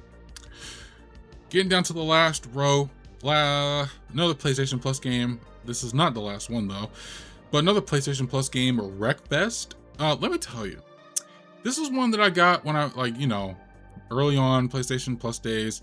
Only played for 5 minutes, didn't get super far into it, but I looked at some gameplay of this at another point in time and saw like the physics and destruction that's going on in this game. I want to play it now. Cause dude, I am a huge fan of destruction physics, especially when it comes to cars and stuff. Burnout Paradise is like, to me, the gold standard when it comes to that. But this one just looks more detailed. And so, yeah, once I saw that, dude, I'm like, dude, now I want to play this game now. And so I think they made a second one not too long ago. But yeah, dude, let's look at that. Just sheer chaos, pure madness, as the game says. Boom, bro, that's crazy work. So yeah, Wreckfest. Definitely one that I wrote off at first, but one that I'm definitely intrigued to try out now. All right, X Defiance. I played a little bit of this when it first came out because it was free to play. But as you can see, it's delisted. It got delisted like, I want to say 2025 is when it got delisted. I remember like seeing that getting, you know, spread everywhere. But you know, I remember the whole like shtick with this one is that there was no skill-based matchmaking in this. It was also free to play, but I think the thing with this is that it was using like different properties from Ubisoft. So as you can see, I think the last season they used was Assassin's Creed, but there's also stuff from like Rainbow Six Siege and then Tom Clancy and all that. And so, yeah, there's that. Again, I played for a few matches. I did enjoy what I played, but again, I just never got super deep into the game to like keep going and get super invested in it. But again, nevertheless, I did enjoy what I did play. And so, rest in peace to X Defiance. 13. Yes, I did buy this version of 13. I do have the classic version on my PC. I can't remember what all I guess just looking at the art style, it's not really like the, you know, the same cartoony. It still is like cell shaded, but just not like, I guess, as good looking as the original version was. But yeah, I do remember this one not doing super well when it came to like, I guess, just more so people's thoughts on the game as opposed to like critics. I don't really think this one got reviewed much or anything like that. But yeah, this is a remake of 13, which came out in 2003. I didn't realize it was that old, but yeah, I heard, like, like, again, cel shaded, very comic-y when it came to, like, fighting enemies and stuff like that. And there's a pretty not interesting because I don't know what it is, but a pretty big twist at the very end of the game. But considering we haven't gotten another game since, I doubt that cliffhanger is going to get resolved unless maybe the remake did that, but I don't know. But yeah, there's 13. And lastly, the last PlayStation Plus game here, Yakuza Like a Dragon. 2021. I can't remember when this made its way onto the PlayStation Plus service, but Yakuza, I'll actually, because I don't want to like just kind of brush this off because I don't know much about Yakuza, but this is a series that I have wanted to try for a while now. There are just a lot of games, and more recently, I feel like they've gotten very weird. I think the one that came out like not too long ago, like there was a pirate one, and so the very interesting games. I will say that, but definitely not games I would write off for those reasons. I mean, I like weird games, and so yeah, Yakuza. I always hear very interesting things about these games, and yeah. Just figured this is just one of the only ones I have on PlayStation Plus, and I figured I'll just add it to the whole collection here. And so at some point, I just want to at least somewhat try to get invested into the Yakuza games. Again, there's just a lot, and so because like these go way back. I want to say, if not early PS3, sometime during the PS2, but I'm pretty sure it's like PS3. How far they go back, and so. Yeah, I'll just leave it there. But yeah, yeah, this is very awkward. But yes, Yakuza Like a Dragon. This is the only Yakuza game I have, but one that I need to look into and hopefully get invested to in the future. But with that, that is the PS5 collection done, and that is my PlayStation collection finished. I don't have a well, I do have a PSP, I do have a Vita. No, I don't, but I have Vita games, but I'm not gonna use, not gonna spend any time going over any of that. Yeah, man, that's the whole library. That's everything. And so this whole series is done. I really hope that you all enjoyed this. This one took a long time to like just sit around and record and make and all that. And so yeah, man, just kind of hoping you all enjoyed this little series, this mini series I had going on. If you would like, I can always go around and do other stuff. I have my wall of Funkos that you can't see because the dark has obscured it, but I do have my wall of Funko Pops. I also have like just a bunch of video game like memorabilia, so like statues, books, things like that. I can always go over my 360 games. I have a little mini library with that. Movies, can always do that. And so I mean, yeah, there are still plenty of things I could always do if you all want to see more, but for now, since I'm assuming most of you guys are PlayStation people, I figured just covering my PlayStation library would be kind of cool to do, and that is the end of it. And so I really hope you enjoyed the series, really hope you guys enjoyed the videos, and I will catch you guys next time. Thank you so much.